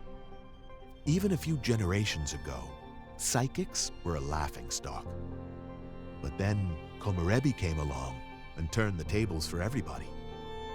My point is that society moves on to a new fad almost every other day. Trying to stay current, trying to fit in, is generally a bad idea. Be yourself, Delta. Your time in the spotlight will come eventually. I nod, unsure of where he's going with this. He makes me do that a lot, doesn't he? Regardless of your thoughts right now, in the future you may feel pressured to fit in. I try and give my patients lessons that they can use for the rest of their lives. So even if I end up clearing you as a patient, you'll be just a tad wiser. You know, when he puts it that way, it sounds kind of cool. I may not need a therapist, but maybe I shouldn't think of him as one. He's like a mentor, an older, wiser person to teach me valuable lessons. As I was saying, Komorebi changed the way we see almost everything. We look back on history and see prophets all the time, but we never believed them. Seers, soothsayers, fortune tellers, we see them littered throughout our past. But now, it's impossible to justify our skepticism. In fact, it now seems unreasonable to deny. Who's to say that Komorebi wasn't gifted to special people in the past? These people throughout the ages could have just been the first to receive it. Seems more like a curse, actually. But then you have to ask, where did the Komorebi phenomenon come from? Is someone or something responsible? Or is it just random? The implications of these visions unsettled almost everybody. Interesting to know that you think of it as a curse, though. A lot of people without visions think that they weren't worthy of Komorebi. Like it's something gifted to people who meet certain conditions. But regardless of where it came from, we have to live with it. You seem to be doing pretty good in a world like this, though. You may not fit in, but like I said, you don't need to. He smiles softly and places his papers on the stand beside him. I'm a bit of an outlier myself, you know. There's a reason why I counsel people like you, Delta. So when I talk about not having visions, just know that I speak from the heart. A lot of things you feel over your lifetime, I already have. Doubts, fears, depression. There's a lot that could come your way. If I can make it easier on you, then I consider all of this a success. Oh, so he's never experienced Komorebi either? I also find it interesting that he's trying to open up to me. Just until recently, he seemed like he was reciting a self-help book. You might not experience these things for years to come. But unfortunately, we all have a crisis or two throughout our lives. When yours comes, I hope that you'll look back on these talks with an open mind. it feels a little harsh to tell me what my life will be difficult in the future. But I guess that's a universal fact. Nobody sails through the life without issue. I thank him for what he told me, especially for opening up to me. No worries, Delta. This is a two-way street. I may do most of the talking, but I try to mix it up. I want to talk to you, not at you. It's more personal that way. For example, now you know that I'm just like you. My advice may have seemed generic, but it came from experience, and that, as they say, is the best teacher. So I think we'll mix together well. I remember once saying that back when I was watching Criminal Minds, and they say that there's no greater teacher that the greatest teacher is experience, in a way. But basically, their experience is a brutal and heartless teacher, but you learn. My God, you learned. Let's talk about that during our next session, though. We're almost off the clock. I'd hate to get cut off in the middle of something like we did last time. Just be careful out there when you leave. Could be another protest. Or even worse. I realize that he's right. The hour of our session has basically flown by. It's probably a good thing, though. I wouldn't want these meetings to drag on. After thinking this time, I decided to gather my thoughts before heading out. Oh? Interact with each word to learn more about it.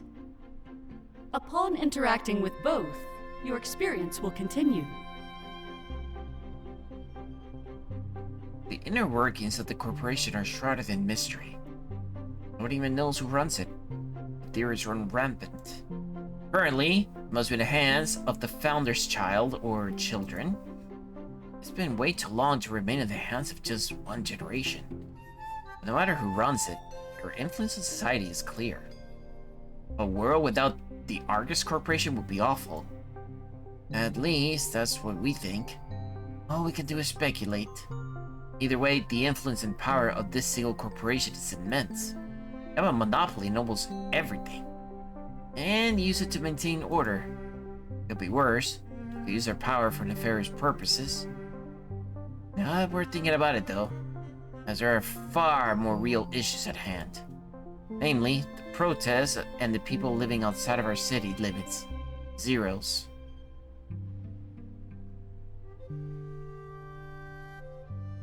While the system is presented as mandatory, some people still dodge it. They have no score, no identity, live outside of the city in self-sustaining colonies. They're known as Zeros. Well, originally a small group, they have since grown quite large. But as they grow, so does the size and scope of our cities. The Argus Corporation has slowly but surely been encroaching on Zero territory. They're running out of space. The integrity of their communities is more and more at risk. Some people say that they deserve it, but I don't think it's so black and white. Either way, these protests aren't violent. They aren't calling for any substantial change. Zeros simply want the ability to enter the city legally and purchase what they need to live. They need this because the loss of space means they can't make enough on their own. Not only that, many people who live outside the city don't do so by choice. If you abandoned the system, you wouldn't be allowed back. Or your children, or even their children. Many Zeros suffer for the choices of those that came before them. These protests will give them the chance to try their hands at life in the city. I'm sure they'll reach mutual conclusion, but it's odd how involved Argus is. They have much sway with world powers. But I guess, as people say, they did save the world. Maybe they're simply collecting what they now believe is their reward. Honestly, that's extremely unfair.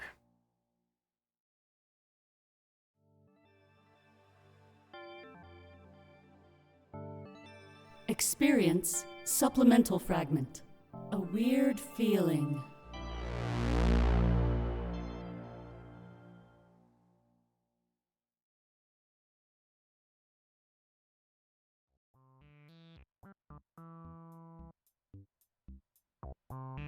I'm on my way over. But admittedly, I'm a little bummed out. Oh? What happened? Also, we're almost set up for the party already. Well, I was really getting into this show. Like, the next episode was supposed to be all-out war. But instead of that, they focused on completely different characters. Just moved to the other side of the world at the worst possible time. Did it all take place in the same room? Yeah. That's a bottle episode, man. Bottle episode? And you thought Quantum Leap sounded weird. It's just something they do in the industry. It either kills the momentum or becomes a masterpiece.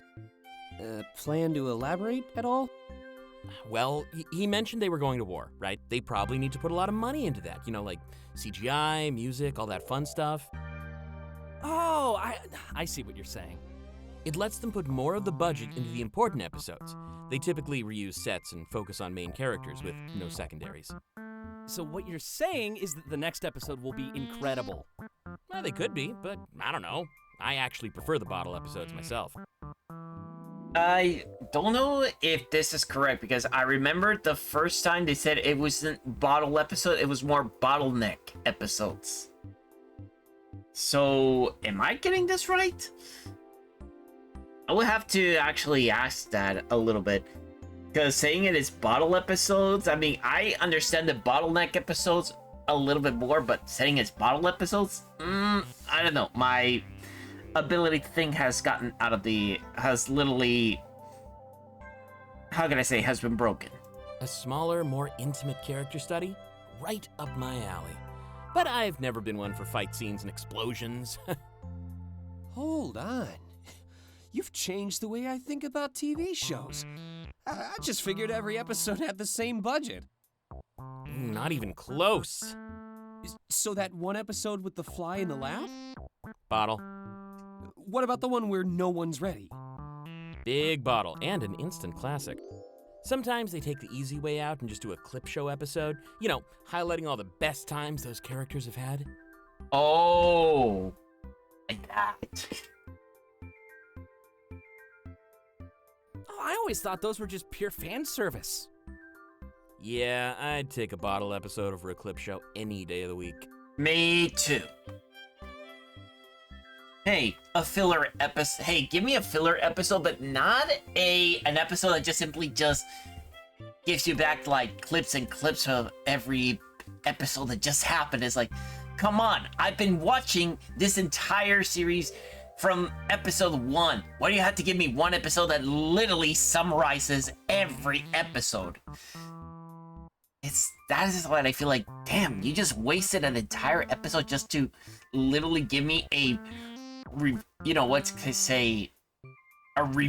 episode? Ugh. Kill me. Oh, and thanks, Math. Thank you for the hydrate. Oh yeah, there's the water. I was out of tea.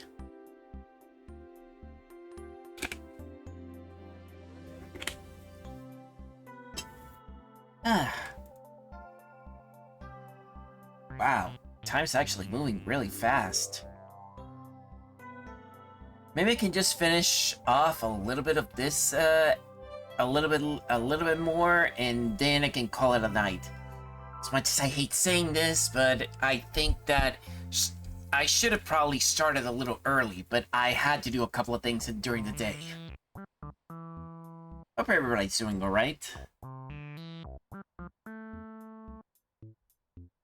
Hey, guys? Yeah, what's up? Do you think we're in one of those right now? Ooh, he just broke the fourth wall. What are you talking about? I mean, actually, I don't know. I just got the weirdest feeling. Care to elaborate at all? It's already gone. Just lasted a few seconds. Honestly, I wouldn't even worry about it. Oh, I am absolutely going to worry about it. He's probably just been reading too many books. That is definitely not the case. Are you saying I don't read? I'm only saying it because you don't. Hey, what's the last novel you read, Isaac? I hate all of you. I would say that, yeah, I would be on the same case. Don't ask me what was the last thing I read. We just chat. Experience pivotal fragment. Introspeculation.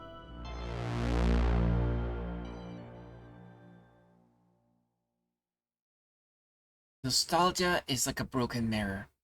Recreate the past, and you'll end up full of cuts. Kinda, yeah.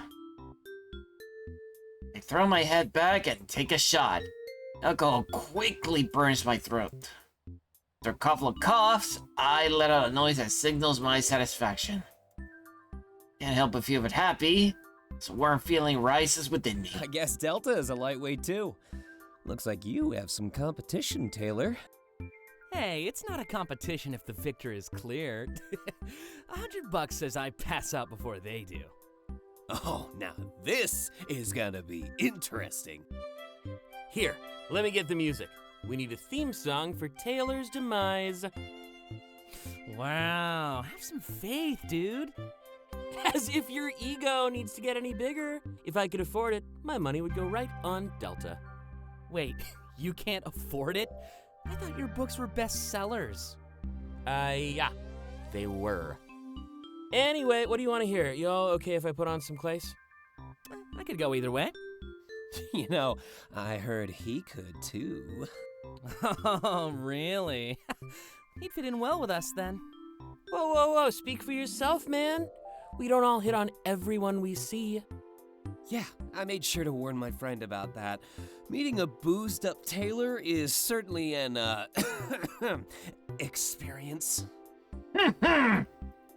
Well, I'll take that as a compliment. Please don't. Always gotta ruin my fun. But go ahead, put on some Clays. Not very party-like, just sitting here in silence. Dante smiles and pulls out his phone. Speaker to the corners of the room let out a noise, signaling his connection. After a few moments of scrolling through his device, he decides on a song. Party time? Party time! Now playing Encore by Clace. He presses play with a wide grin on his face and the music fills the room. Isaac grabs a bottle of vodka resting on the table and stands up tall. And that means more shots.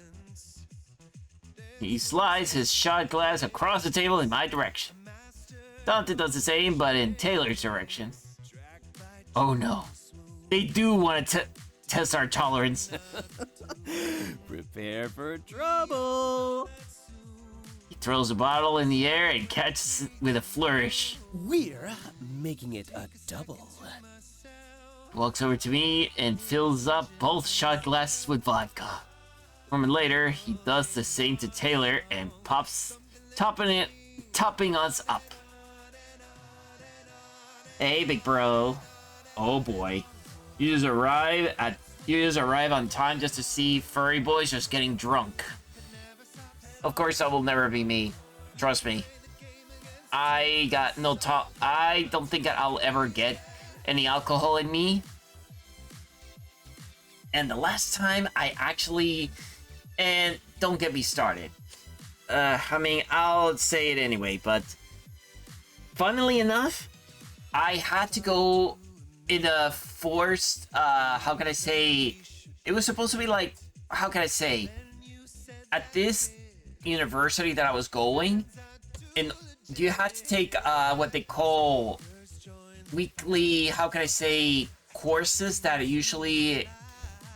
It's basically like having continuing education courses, but they all have to shift in between different, how can I say, departments. So you could say, hey, psychology has to do one, culinary classes, they have to do one. So it's more like you get a little bit of everything. And guess what happened on one of them? I had to take one where there was a wine testing, how can I say, class. Yes, wine tasting. In the middle of the day. And yes, it was a college. Of course, their intention was not to get everybody drunk. It was simply just to teach how exactly wine tasting is supposed to do it. Obviously done by the people of culinary arts. And while it's true that they were telling me that I'm supposed to put it in my mouth and then spit it up, I cannot say that, it's hard not to do it because how can I say, for me spitting it out, I don't know, that almost sounded like it was very, how can I say, what's the right word? Rude. Well, and I could say that I tried, but let's just say, even though they were literally, how can I say, barely a teaspoon worth in each and every glass, because I mean, technically, they just gave me 5 varieties. I think, how can I say, 3 of them, I know there were some sort of white wines, and the last 2 were red wines. Honestly, the white wines, not exactly the best flavor. Even though people were telling me that they're actually supposed to be having less alcohol and stuff like that, but I almost felt like might as well be I don't know, I felt like I was just drinking water with alcohol. There was no flavor in it. Whereas the red wines actually I could say that, here's the thing. I tested it out, back when I was still, going to church and stuff like that, so there's a bit of a flavor in there. So it wasn't that bad. Okay, so fast forward after that class. Thankfully, I literally live almost, how can I say, literally 2 blocks away from the university.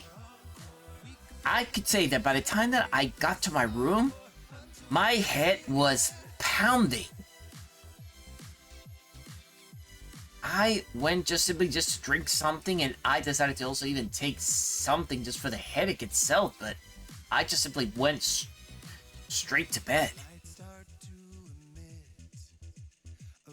Even though I was still a little bit conscious, but I guess a friend of mine told me, yes, you got a hangover.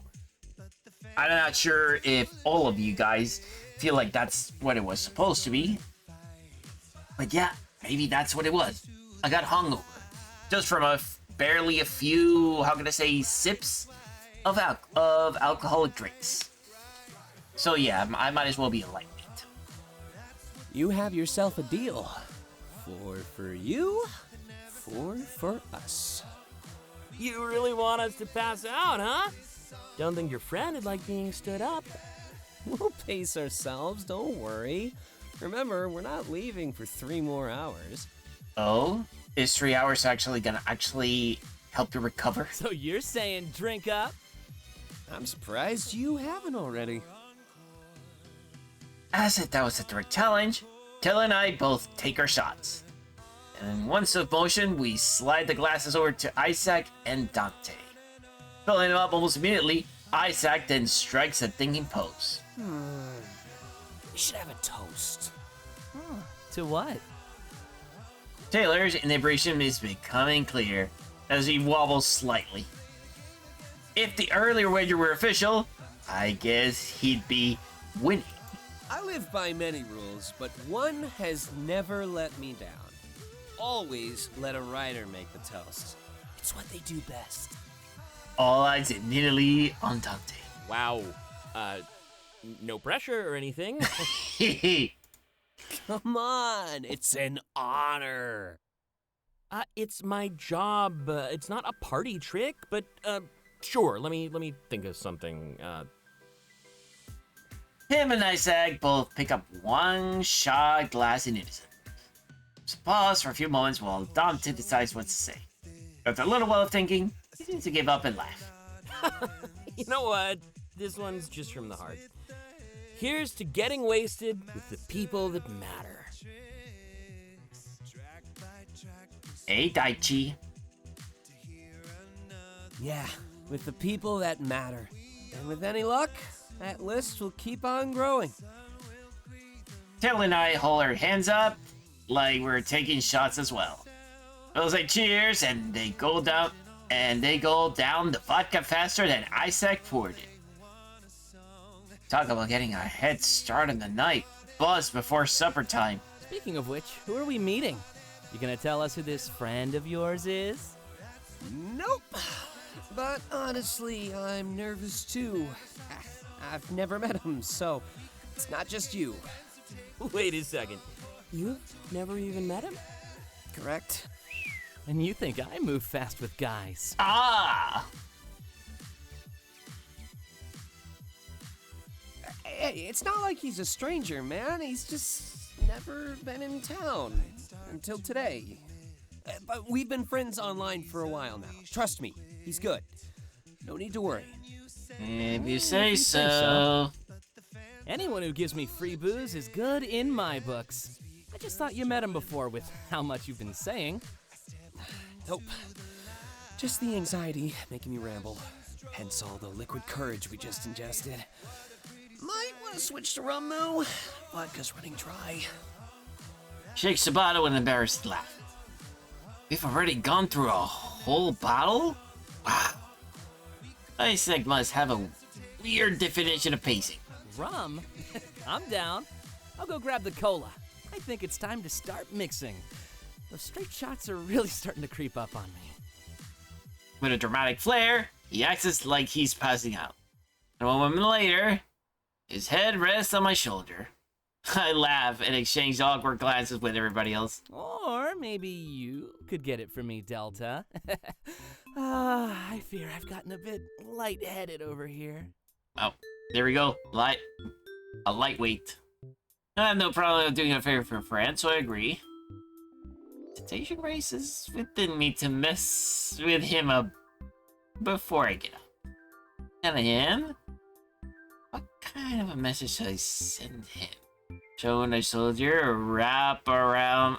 Oh my god.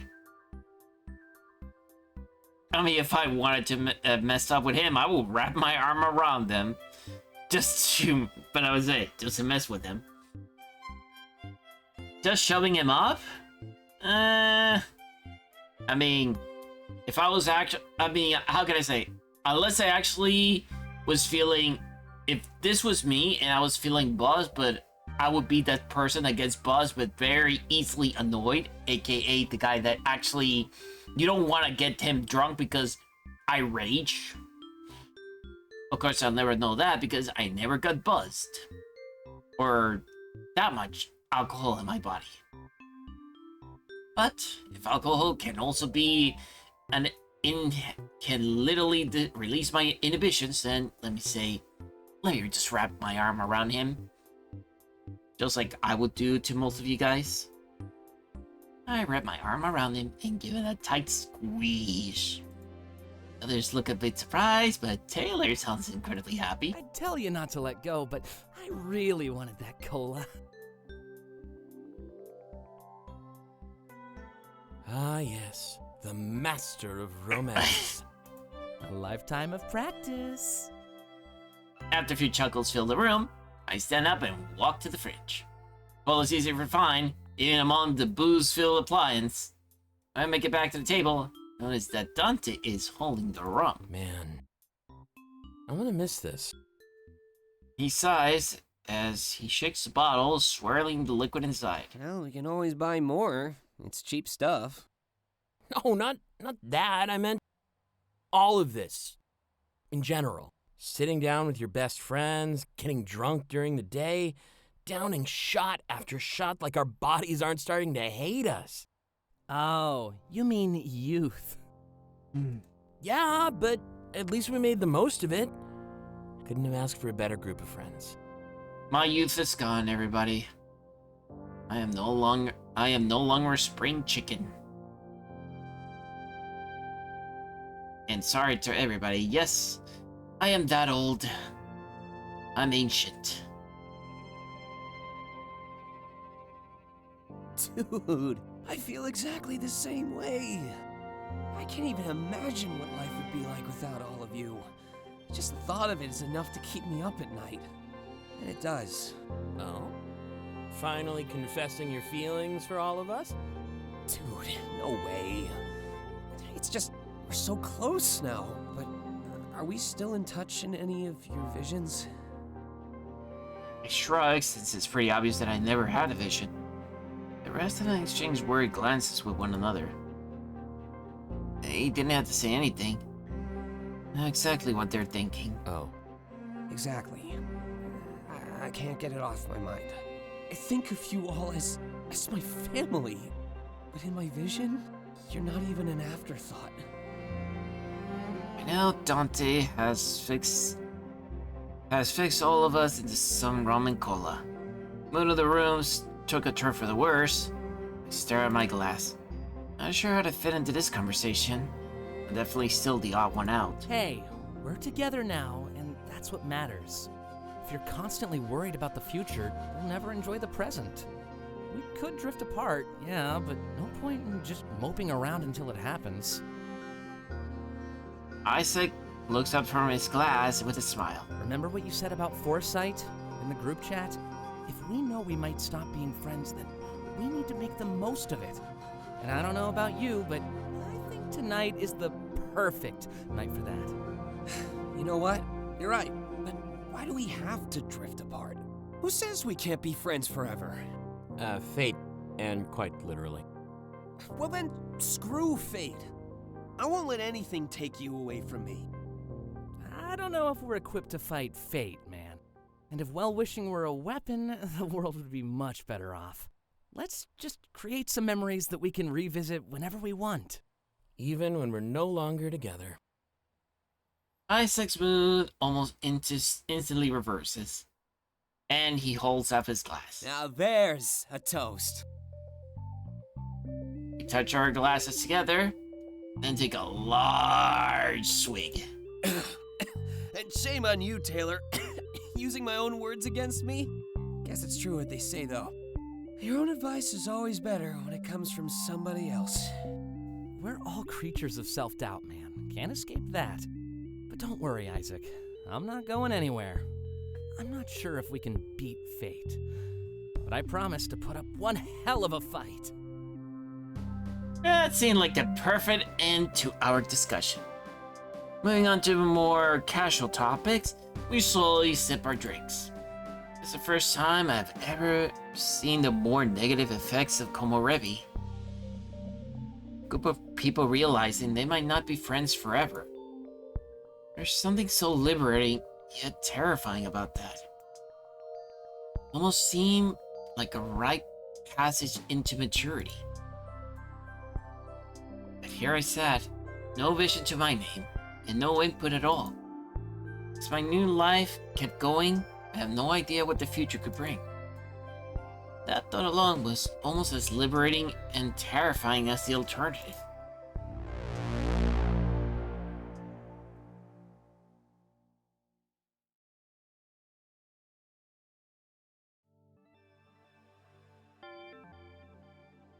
Okay. So technically, I finished all of these. I can't do these for now, so let's see the next area. Experience culmination fragment. The nightclub outing?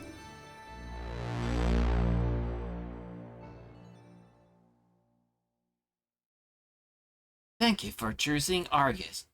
Our future, your way. Okay. Stop giving me more propaganda. I read through some papers as I can tell in my weekend plans. I wanted to make sure that my social life was thriving in this new setting. It was for now. Seem happy that I have a new group of friends in my life. Right, of course. The nightclub trip and the, pre-gaming. Well, at least you're being social. Not something I'd recommend making a habit of, though.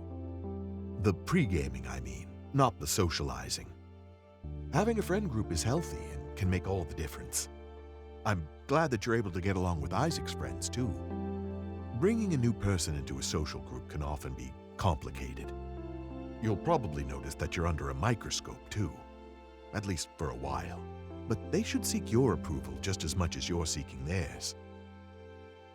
After getting caught up, he puts the papers off to the side. Speaking of that, though, have you been seeking more than friends? It's healthy to date and test the waters, you know. Wow. Can't say that, me personally, can't say that I do. It would be nice, if I can actually get someone that I can get a little bit closer than just friends. But sometimes I feel like this is why I'm an ace, because I don't know. Sometimes it just really doesn't hit me. It's more like stuff that I end up thinking like at the end of the day. But not something that during the day I end up, if I go out, I mean, I like to get, with my friends. I would like to be able to see more friends in my life. Getting a little, deeper. Tough question. I guess I'm used to just simply just doing things on my own without necessarily being, how can I say, tied up? What can I say?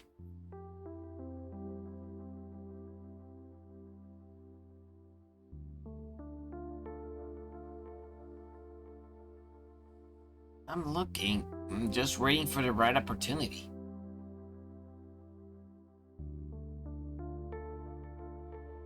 I gotta say that he actually looks charming enough, but I don't think that I would actually ask him out at this point.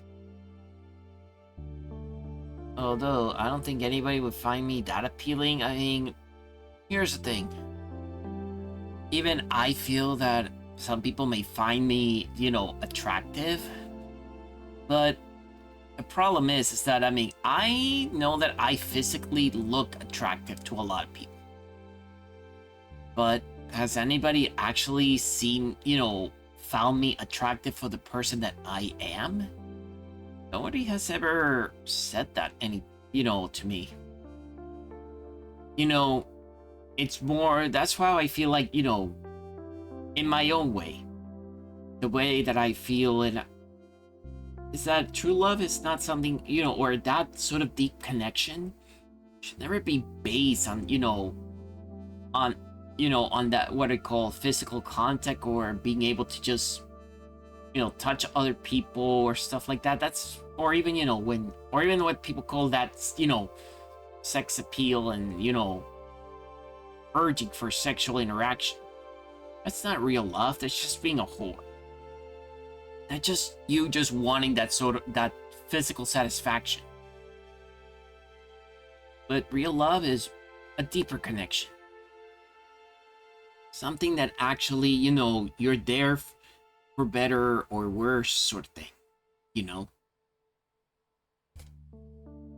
Sorry if I'm being a little bit, I'm gonna say deep in thought, but I mean, this is who I am at times, and I think it's kind of one of those things that these visual novels, put me into. Put me into that sort of deep thought sort of thing. That's perfectly understandable. You know what they say about looking for love, right? Just take your time and play it smart. You won't regret it. He scribbles down on a piece of paper that rests beside him. I'm tempted to ask what he's writing down, but I know it's nothing bad. In fact, I'm pretty sure it'll be clear as a patient within a month or so. Have your friends told you anything about their Komorebi? I mean, do you know if any of them are like you? Bonding over a shared trait can always help. I let him know that I'm definitely the odd one out. They didn't reveal their visions, but I know that they had them. For the time being, I was definitely alone with this struggle. I guess the odds were incredibly slim. But as far as I'm concerned, it was worth a shot. If you're interested, I could hook you up with some support groups. I let him know I'm not interested in that. Like I've said many times before, my lack of vision doesn't affect me. Oh, that's exactly why I'd recommend you go to a support group. I think others could benefit from hearing how you think and feel. Whether you know it or not, you're a pretty remarkable case. I shrug and ask him if that means he's close to clearing me as a patient. One step at a time, Delta. I can't make a big decision like that unless I'm certain. Thankfully, your honesty and cooperation are helping. Can't help but direct my attention at some colorful papers by his side. They look like pamphlets, so I decided to ask him what they are. My best guess is that he already had some support groups in mind. Oh, these? A Zero handed them to me on my way to work. I guess part of their protesting involves spreading around propaganda. This first one claims that Argus is responsible for Komorebi. He picks up a pamphlet and opens it. It says that they engineered it somehow. Then they swooped in to play the savior and control society. Those who don't experience visions are just strong enough to resist. With a laugh, he places it back down and grabs the other. Now, this one was actually more interesting. It says that the existence of Komorebi disproves free will. That's clearly not true. I wonder if they actually believe this nonsense. He flips through the second pamphlet. Unfortunately, we've seen people take their own lives due to Komorebi. This very act proves that, to some degree, we can still control fate. The leading theory is that these visions are more like warnings. You know, a kind of heads up of what could be. Some people even believe that they're glimpses into alternate worlds. Of course, I didn't bring you here to talk about metaphysical nonsense. I'm intrigued by this conversation, so I decide to turn the tables. I ask him where he stands at the subject, what he believes. Well, I believe that we'll never know the truth of Komorebi. But many visions have come to pass, while many haven't. And as I said before, some people don't live to find out. If I had to commit to an idea, I'd say I agree with the leading theory. They're just possible outcomes. Nothing set in stone or predestined. Argus isn't responsible, and we still have free will at the end of the day. Of course, that's just wishful thinking. We'll never really know. Some visions could just be tricks to send people down a certain path. I think it's more important to handle things on an individual basis. For example, what does your vision, or lack of vision, mean to you? It's best to lead with that rather than seek out a universal truth. Like I always say, truth can just be a gateway to more fright. He puts the second pamphlet down. I hope people don't start believing these silly stories. If those zeros are really here to cause trouble, I'd avoid them. No sense getting caught up in something like this, you know? I nod, and I choose not to mention the zero I ran into. Besides, something told me that our session was quickly running out of time. We continue to talk, but all I could think about is the upcoming festivities.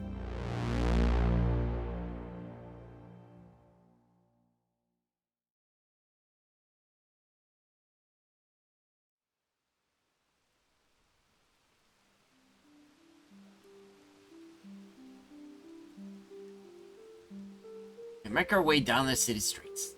As the booze starts to wear off, it was a long walk to the nightclub.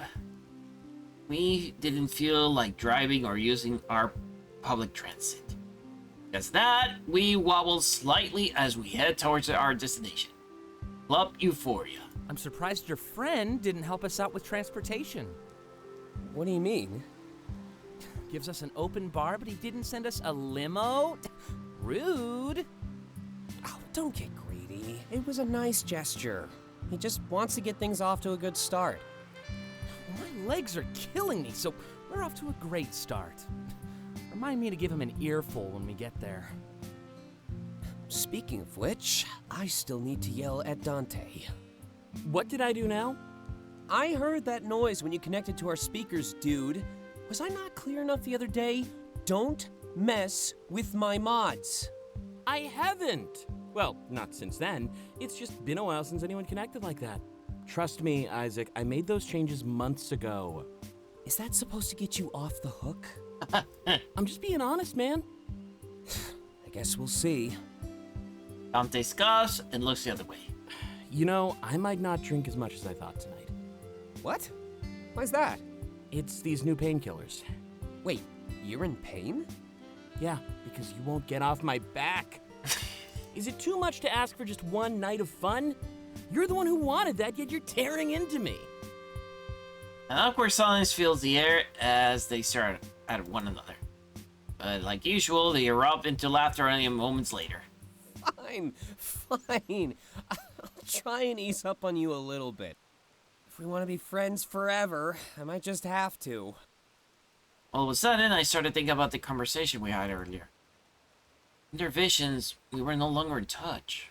no longer in a friend group. You really think we can pull that off? I guess it's worth a shot. Isaac stops in his tracks and turns to face And Opus. we should make a pact.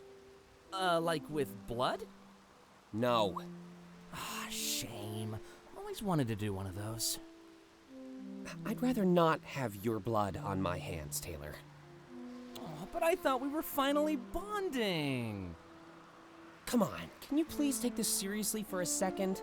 I just want to make sure that we don't all drift apart. And how do you suggest we do that?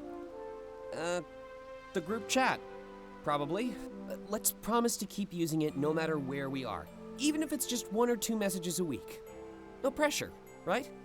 Then we really can be friends forever.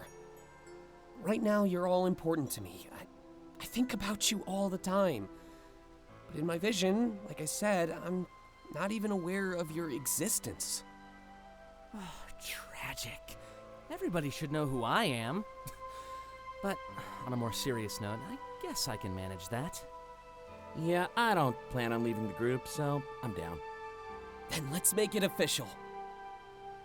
He puts us in his hand, palm facing forward. One by one, we stack our hands on top of his. I went until the end since I'm the newest one here. Friends, until the end. Until the end. A moment later, we pull back our hands and continue our way. I had no problem with the agreement, since it seemed pretty low maintenance. It's a little odd, but this pact suddenly made me feel a little more grounded. If it really followed through, I always have friends to support me. That made this scary new city seem a little more inviting. By the time the night was over, this place would become home. I decided to bring something up that my counselor told me at our session. There's a theory that Komorebi isn't set in stone, just a possibility. A pact like this should be very well defy what they believe to be fate. Ah, yes, the parallel universe thing. If that's true, then I'm screwed no matter what. If you're my best friends, then this is clearly the darkest timeline. Rude? Hey, don't worry. I thrive in the dark. Ah, that's why you said that. I noticed that Dante looks a little worried. Hey, you know your counselor isn't supposed to do that, right? He's supposed to stick to facts and Argus-approved exercises.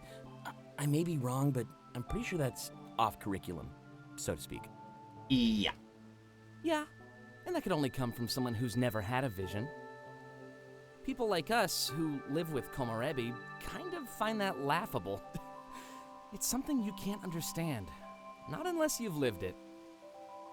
I asked him for some clarification, as I'm a little confused. Well, I didn't have a speech prepared or anything, but it'd be like hosting a lecture on something you know nothing about. And not only that, but your students are already experts on the subject. Pretty good way of putting it. That would be both difficult and embarrassing. Just think about it this way. It's inescapable even if you escape it. We could defy our vision, sure, but we still have to experience it. Every day, we face the future as if it were the present.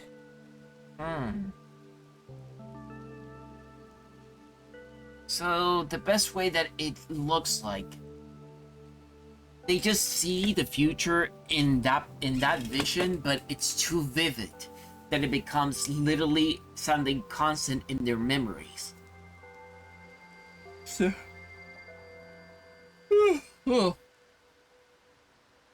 like a constant reminder of what can be, and it's most likely to be. Even though there's an opportunity for you to defy it. It's indistinguishable from reality, and it's awful. So even if we are friends forever, I'll still lose you all the time. Who cares if it's another world or universe? Feelings are all real. Wow. He nailed it. I guess I never thought of it that way before. Even if we learn the origin of these visions, they'll still happen every day. It exists alongside the truth and even overpower it. Though I have to say, we should probably change the subject. This whole thing seems like a recipe for depression. Let's not sabotage our night out, huh? I agree. True. And honestly, thanks for your input, Delta. I know that you were only trying to help out. I nod and tell him it's fine. It's true, though. It wasn't my place to speak out about Komorebi. Building off on that lecture metaphor, I should be sitting and listening. Whoa, didn't expect such a big lineup. We round the next corner, and I see the nightclub for the first time. For some reason, it looks exactly how I expected it would. But Isaac was right. The lineup was massive. I thought you said they canceled the event. They did. I guess this is just the kind of traffic they get. It is the most popular club in town, after all. Hopefully it's earned that title. Any chance your friend can help with the line? I think he did, actually. Let me go talk to the person at the door. Isaac motions us to wait as he approaches the club. We stand around and exchange glances to one another. Dante still looks worried and inches towards me. You know, I was serious about what I said. Your counselor isn't supposed to talk about that kind of stuff. If you reported him, you might be able to get cleared as a patient. I shrug. That seems extremely unfair. And I doubt reporting him would get me cleared. They'd probably just transfer me over to somebody else. I'm already making progress with him, so I can't do that. Starting all over with another counselor will be super tedious. Dante nods as I speak my thoughts. He seems to understand. Well, sometimes these things benefit other people. You might be fine, but he is still breaking the rules. That could be harmful. It's not a good thing to fill people's heads with nonsense, especially in therapy. He has a point, but before we can talk any further, Isaac returns. Good news! We get to skip the line. Woo! And all of a sudden, your friend is back in my good books. The mood of the group instantly skyrockets. Waiting in a long line would be honestly kill the flow of our evening. Thankfully, Isaac's friends planned around that fact. Well then, what kind of drink should we order first? That question lingers as we make our way inside the nightclub. A few people complain that we're able to skip the line. It's kind of flattering. I have no right to feel that way. It makes me feel important and special.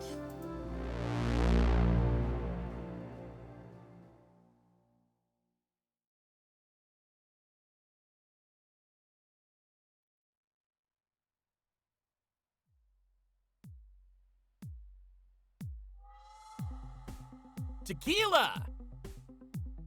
Dante quickly downs a shot, signaling me and Taylor to do the same. Isaac scurried off to prepare whatever he needed to be prepared. As always, he remained tight-lipped until the very end. Oh, I'm so ready to pay for this in the morning. I guess we're just gluttons for punishment. How about we grab another round and go sit down? At this rate, it could be hours before Isaac comes back. Sounds good to me. Hey, barkeep! 3 more tequila shots, please. And it should be covered. We're part of Isaac's group. Bartender shrugs and said he has no idea what we're talking about. There are no reservations or holds in place for someone by the name of Isaac.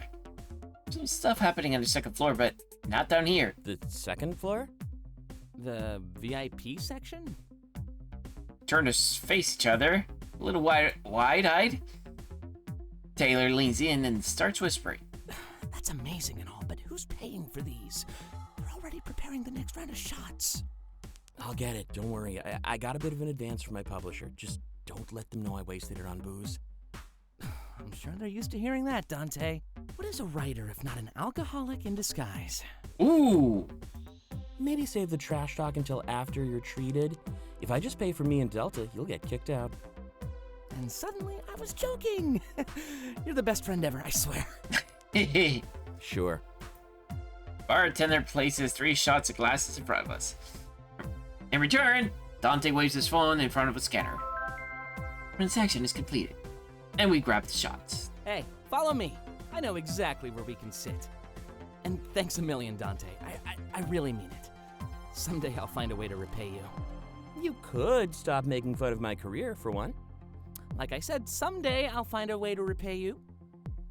We follow Taylor as we talk, and eventually find an empty table. Making sure not to spill the shots, we place them down as we sit. Speaking of which, is your channel okay, Taylor? Actually, it's pretty great. You seem pretty scared about those shots. Like you couldn't spare the $60. I don't like spending money if I can avoid it. And there's no point in spending it if someone else will treat me. That's kind of why I agreed to do this nightclub thing from the start. Fair. Makes sense you rely on handouts. Now I know why the donate button takes up your entire page.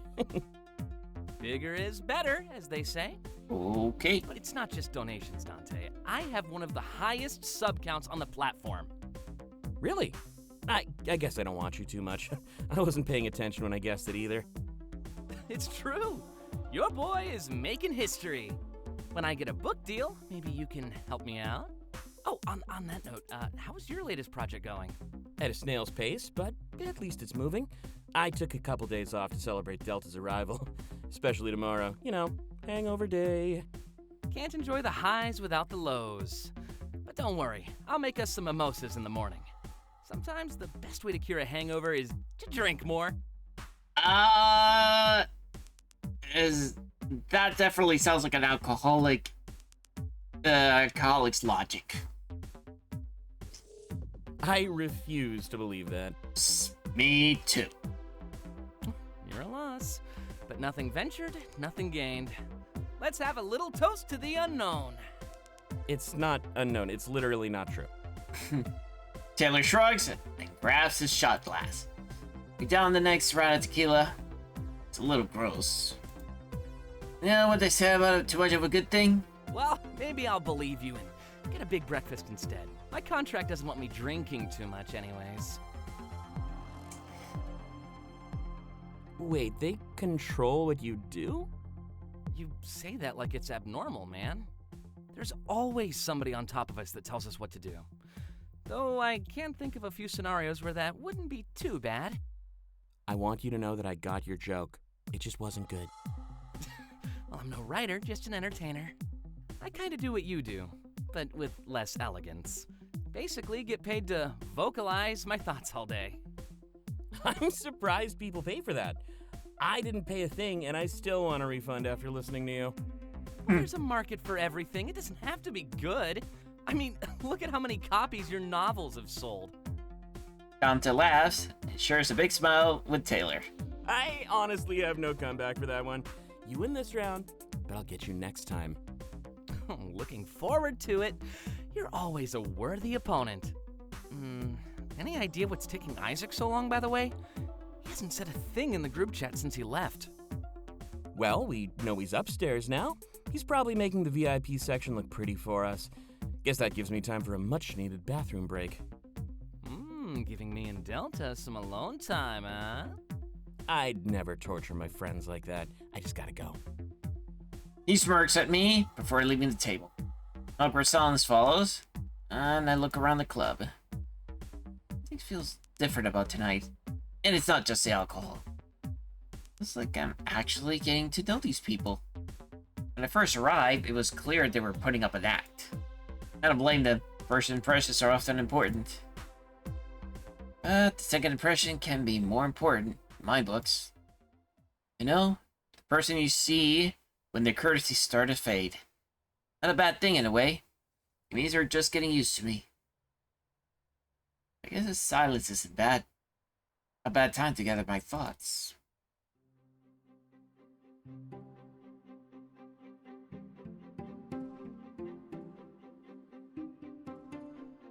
Interact with each word. Upon interacting with... Yeah, I hear you. I think this was also part of my complaint about around the first time. I think I did put that on my... How can I say? On one of the reviews that I did when I was doing... when I first played the what's it called? The demo. I mean, sometimes I just feel like, you know, yes, I understand what they're trying to do, you know, with having this AI machine, you know, just literally tell you what's going on, but sometimes it feels like a little bit too repetitive. Get your head out of the clouds. Ah! We finally get to hang out alone and you zone out? If I didn't know any better, I'd take it as an insult. I shake my head and apologize. In retrospect, it was kind of rude. You mean a lot to Isaac. He's made that very clear. And from what I've experienced, you do seem pretty awesome. Well, since he's taking his sweet time, how about we chat for a bit? That's true. We did have more than enough time to chat. Isaac being slow, and I saw the bathroom lineup waiting Dante. I leaned back in my chair and tried to make myself more comfortable. It seemed like I'd be sitting here for a while longer yet. Experience heart-to-heart fragment. Taylor 1. Hold on, just let me move over there. Ooh. There we go, much better. Front and center. Turn to face Taylor, immediately making things more personal. It was the first time we ever been alone. Buzz in an obnoxiously loud club. What a perfect time to get to know each other. An awkward smile between the two of us marks the start of our conversation. I was worried about his drunken behavior, so I kind of know what to expect. You know, I'm pretty proud of that sass-off I had with Dante. Usually he can pin me down, but I'm getting better on my feet. A quick wit can beat a sharp mind any day of the week. But a few shots of booze can easily bring that wit to a full stop. Considering that, I think I handled myself pretty well. Maybe one of these days you and I can go head-to-head.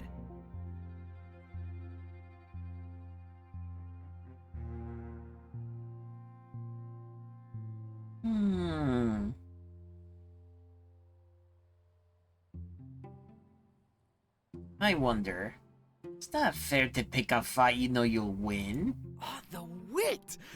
But you need to say it with more confidence. Not like you believe it's true, but like it is true. You meant it, I know, but I definitely didn't buy it. We exchanged a smile again, but it's much less awkward. It's probably the best, as I assume we'll become close friends. This group seems super tight-knit. Getting close to one another means getting close to all. You know, before you came along, I was the newest member of the group. It's been that way for a couple years, but now we have some new blood. I get to look at you through the same lens they used to judge me. Oh, but don't worry, I like what I see. So, do you move around a lot? Or will you be here long term? Plan to be here long term. Good to know. You seem nice. The reason I ask is because I used to move around all the time. From one place to another, the system always kept me mobile. He fiddles with a shot glass in front of him. So, this whole fresh start thing, I know what it's like. I'd brag about having more practice, but that's not really a good thing. Moving around made it really hard to keep a stable group of friends. When I got my first phone, though, everything changed. I wouldn't always say that as much. I mean, some people are really good at making friends. Some people like me are, well, we just really suck. Because we never seem to actually fit in. Not even with real life people. Making friends and keeping in touch when I move away? Priceless. I guess I also made some pretty good jokes. Got a lot of followers. So when I decided to start streaming, I already had an audience. The transition from hobbyist to full-time job happened almost overnight. I bought a house here, settled down, and then met the rest of the group. I guess that's what I am.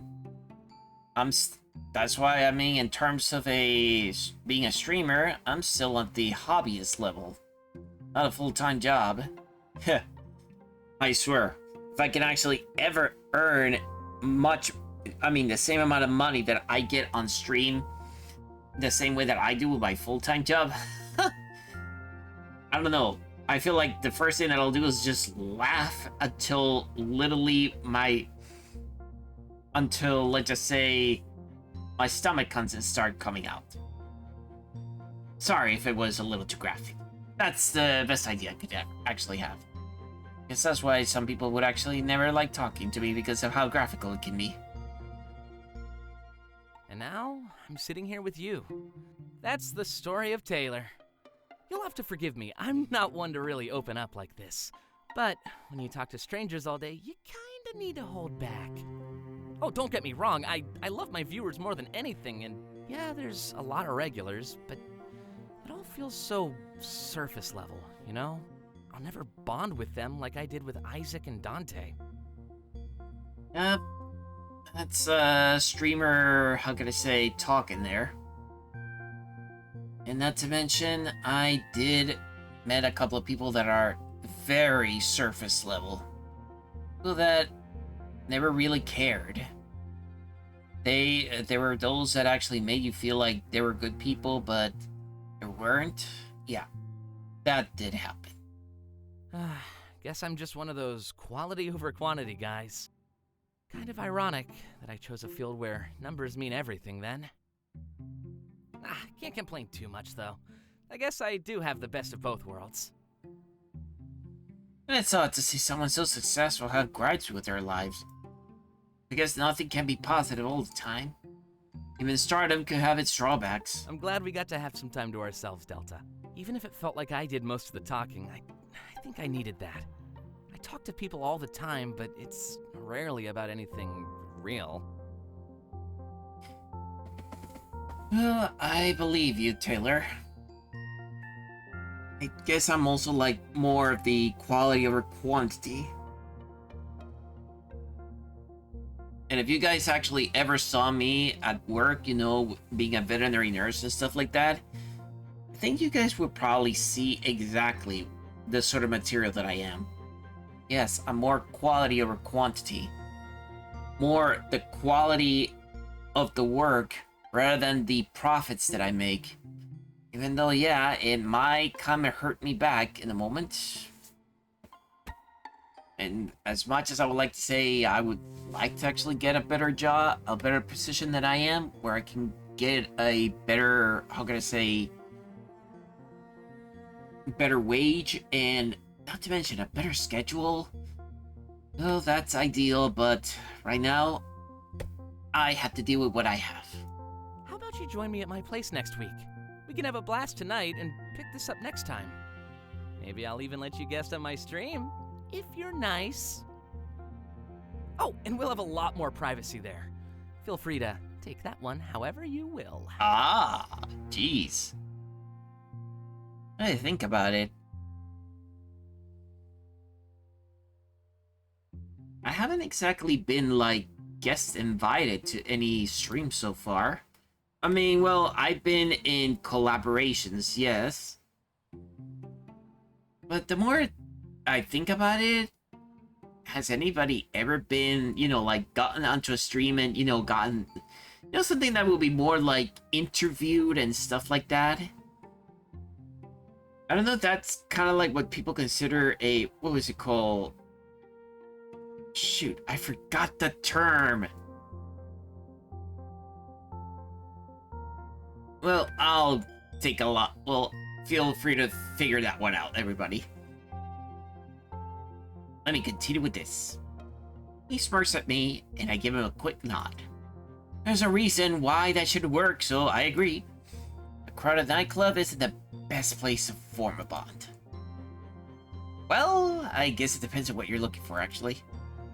Right now, I'm not interested in extending my reach beyond this group. Even though I've known Isaac for years, I'm getting to know him all over again. That's a good thing, though. It was the adventure that I was happy to embark on. Getting to know these people and their quirks would only happen once. One day, I definitely look back on this and wish I could relive it all. You really are the master of daydreaming, huh? Well, I guess all of this could be pretty overwhelming. New city, new friends, new everything, really. I'll try not to add to the pile, so don't worry. Well, except for tonight, I can't make that promise. This club is a new experience for all of us, not just you. I notice Sanjo returned from the bathroom at the corner of my eye. Taylor must see that I'm distracted, and he turns to look. Hey, it's about time! Delta was almost boring me to death. Whoa, he's insulting you. Just so you know, that means he has a crush. Ugh. He sits down and plays with the empty shot glass in front of him. Sorry it took so long, by the way. Some guy tried to sell me drugs. Ooh, did you buy enough for all of us? Dude, drugs are bad. Oh, all right. And how many energy drinks have you had today? 2. Oh, yes, there's the double standard. Can't say I didn't warn you about that contest, man. It was just a ploy to create new addicts, nothing more. Yeah, I heard you the first 1,000 times. I'd be worried that they'd be fighting, but I know better than that by now. This is just how they get along. They hit each other, they wouldn't talk at all. It's about to continue, but Isaac startles all of us with his unexpected return. Hey, looks like everything is good to go. Come with me. We're going somewhere special. You mean the VIP section? Aw, what? How'd you know? The bartender down here gave it away. Said the only thing going on tonight was upstairs. Buzzkill. You're the only buzzkill here, man. Keeping us in the dark until the last possible second? How? Oh, come on. Really, how can you blame the barkeep? How can you blame the bartender? I mean, it's not like he was in on this. For Christ's sakes. All right, fine. Let's just go and have some fun. That's all you ever had to say, Isaac. Maybe start with that one next time. We all get up and start to follow Isaac. Please, the time was finally upon us. No more teasing or secrecy. Not sure what he wanted to hide, but it kind of backfired him. He wanted to hype up something for my benefit? He didn't need to. I'd have been just fine with no outing at all and just staying home. At least if this went well, I'd make another new friend. Isaac is a good judge of character, so I bet we'll meet someone cool. At least everybody he's introduced to me so far has been pretty awesome. With slight anxiety, we ascend the stairs to a floor reserved just for us. I had to admit, it does make me feel a little special.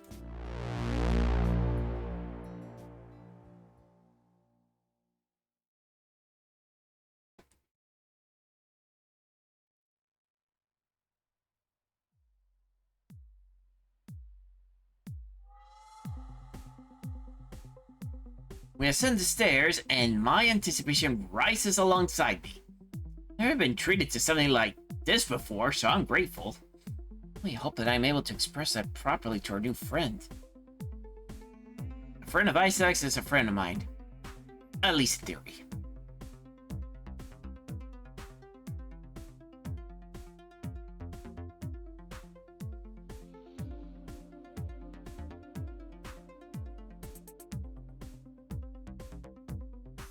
In addition to a group dynamic that has the change of going sour. However, I decide to be optimistic in the face of what could go wrong. Well, I'm sorry for the secrecy, but here we are. I didn't want to reveal what was happening until the last minute. Sometimes a surprise is necessary. Just felt like one of those days. Dude, we just talked about how the surprise was ruined. I mean, it's not really a surprise if everyone knows but us. Even their part-time bartender was in on this thing. Yeah, but I value the look on your face more than theirs. That's why I kept it a secret from you and not the staff. Good or bad, a surprise is still a new experience, right? That's the logic you're using to save face? Don't even get me started on how bad that is. Just admit the fact you handled this wrong right from the start. Hey, don't speak too soon. Look, I promise you'll understand why I've been acting so weird. There were a bunch of other people involved, and a lot of strings attached. Strings? A bunch of other people? Yeah, I wasn't the only one who wanted to keep things secret. I was only playing by the rules that made everyone comfortable. Also, I was legally bound. There were forms involved. Yeah, because the law always keeps you in line. Is this about my mods again? They're legal. I'm being honest for once. Just trust me. Please. Said every liar ever. Bro, when the police come knocking, you can rub it in my face. But right now, the ball is in my court, and I plan to serve. Oh, a sportsman all of a sudden. You're acting so weird, like you're trying to be cool. Do not continue this. Suddenly, it all falls into place. He just wants to impress his new boyfriend. His new what? Another man pokes his head out, having knelt behind bars. Sorry, I was just organizing these bottles. Didn't expect the selection to be so artistic. Wine is the one that gets better with age, right? You could ask Isaac that one. He's pretty old. Guess that's why he's finer than you. Are you sassing me? Yeah, I came prepared. we all laugh and move closer to the bar. Isaac's friend looks familiar, but I can't put my finger on. Rather than dwell on that, I simply thank him for his generosity. No problem. I was actually supposed to do a signing up here. I'm guessing Isaac told you about the event that was canceled? Thankfully, we still had the venue booked, so I made use of it. Signing? Yeah, he has a following. Suddenly, we hear a high-pitched scream from behind us. It was obviously Taylor, but we turn around and he acts oblivious. He simply lets out a deep breath and places his hands together. I am composed. That's a new noise. Please never make it again. I wish I could have heard it if the actor would have actually elaborated on that. Taylor ignores the bait, steps closer to the bar. Sorry, I didn't really recognize you. I'm Taylor, and apparently I'm also an idiot. Nah, don't worry. You're not an idiot. You'd be surprised how accurate those old comic books can be. Put on some glasses, change your hair, and nobody can recognize you. Can't hide that voice, though. We were just listening to you before we walked over here. I guess the whole surprise thing makes a lot more sense now. Wait. I know you. Dante's eyes open wide as he approaches a sudden realization. And I know you too. Can you sign some stuff for me? Well, I have some spare copies of my books back at home. Bold of you to assume I didn't bring my own. I've been a fan since day one. Even have a first edition copy of Forlorn. And Taylor, I love your streams. Great company for those long trips. I'm able to piece together the evidence. That's Glace! We were listening to his music just a few hours ago. Well, we pre-game. Funny how I immediately heard, read it too quickly as pregnated. I knew enough to know that he was a person of note in the music industry. Wow, didn't know we had any idols lurking in chat. Oh yeah, totally. I tell a lot of people about your channel too. You should let me join you as a guest while I'm in town. Sure. How long are you in for? A couple months, probably. Unless something comes up. I'll be easy to find though. Isaac is gonna add me to the group chat. Sounds good to me. So, what are the plans for tonight? That was certainly interesting. You arrange a collab. I've seen crossovers like that, and they always end up in the news. A streamer and an idol playing games together? Everybody loved to see it. I'm not really familiar with the content of any of these people make, though. Dante's novels, Taylor streams, and Clay's music? Never experienced them.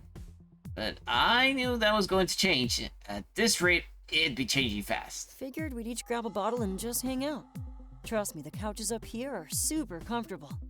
Oh, and Isaac, we still on for Sunday? Oh, yeah, of course. What's happening on Sunday? He's moving in with us. What? Surprise! Now I know why you kept all of this a secret. Can't have any objections if nobody knows anything. It's not like that.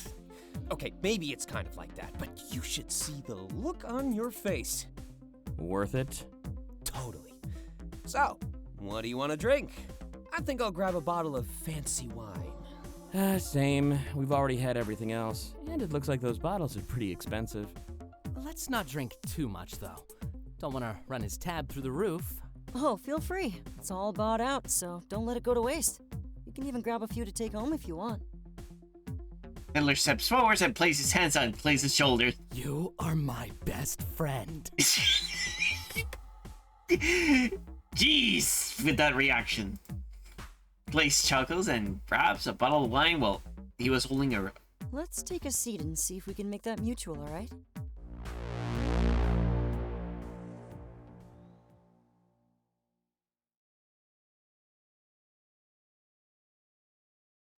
Oh, wow, it's already... Oh my god, it's already getting way too late.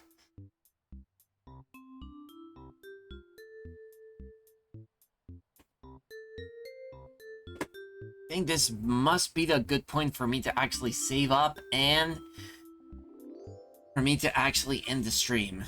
As much as I hate doing this, but the problem is that, yeah, I do have to get to work tomorrow, and most importantly, I don't think that I will actually be able to... I think that tomorrow is going to be quite a bit, particularly very hard, considering that I got nobody else to drive me to work. Yeah, I do take public transportation, but sometimes I just actually feel like I could actually use going, you know, having someone actually take me to work. One of the downsides of not having your own form of transportation, yeah, you have to do a lot of the stuff, you know, all on your own, and also your, how can I say, the schedule gets very tight.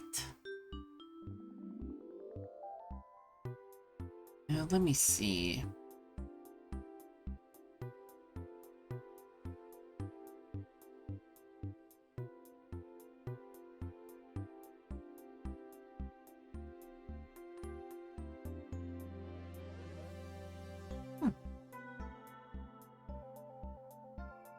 All right. Let's see. And switching it off. Okay. Like I said, let's leave it for here for the time being. If anything else, what I will try to do from this, how can I say, from this point on is to... Alright, so from this point on, what I will do is see if I can either continue this either next Tuesday. Oh yeah, and I got something planned on Saturday, so I will not, I mean, it's, I do not know if I'll actually be able to stream it, because it's more like I'm just getting together with a couple of friends at Final Fantasy XIV. Then afterwards, I will just do something, and then obviously my focus game on Sunday, basically me getting back to Metaphor. I hope that I already made the necessary fixes. And I'm sorry, last time, yes, my stream definitely crashed out. But still, I appreciate all of you guys. Thank you so much for at least dropping by, and many, many, many thanks to Brownie for bringing your community here with, you know, to this place. Alright, so let's see. Oh, this might be a good guy. Another good bean to send you guys over to. Can I send you guys over to another one of my Feline brothers, aka Jindal Lion, is playing Digimon Survive. Aw, thank you so much. And yes, you guys, I really appreciate all of you. I can only hope that we can all also remain really well together, okay? Until then, everybody, be seeing you.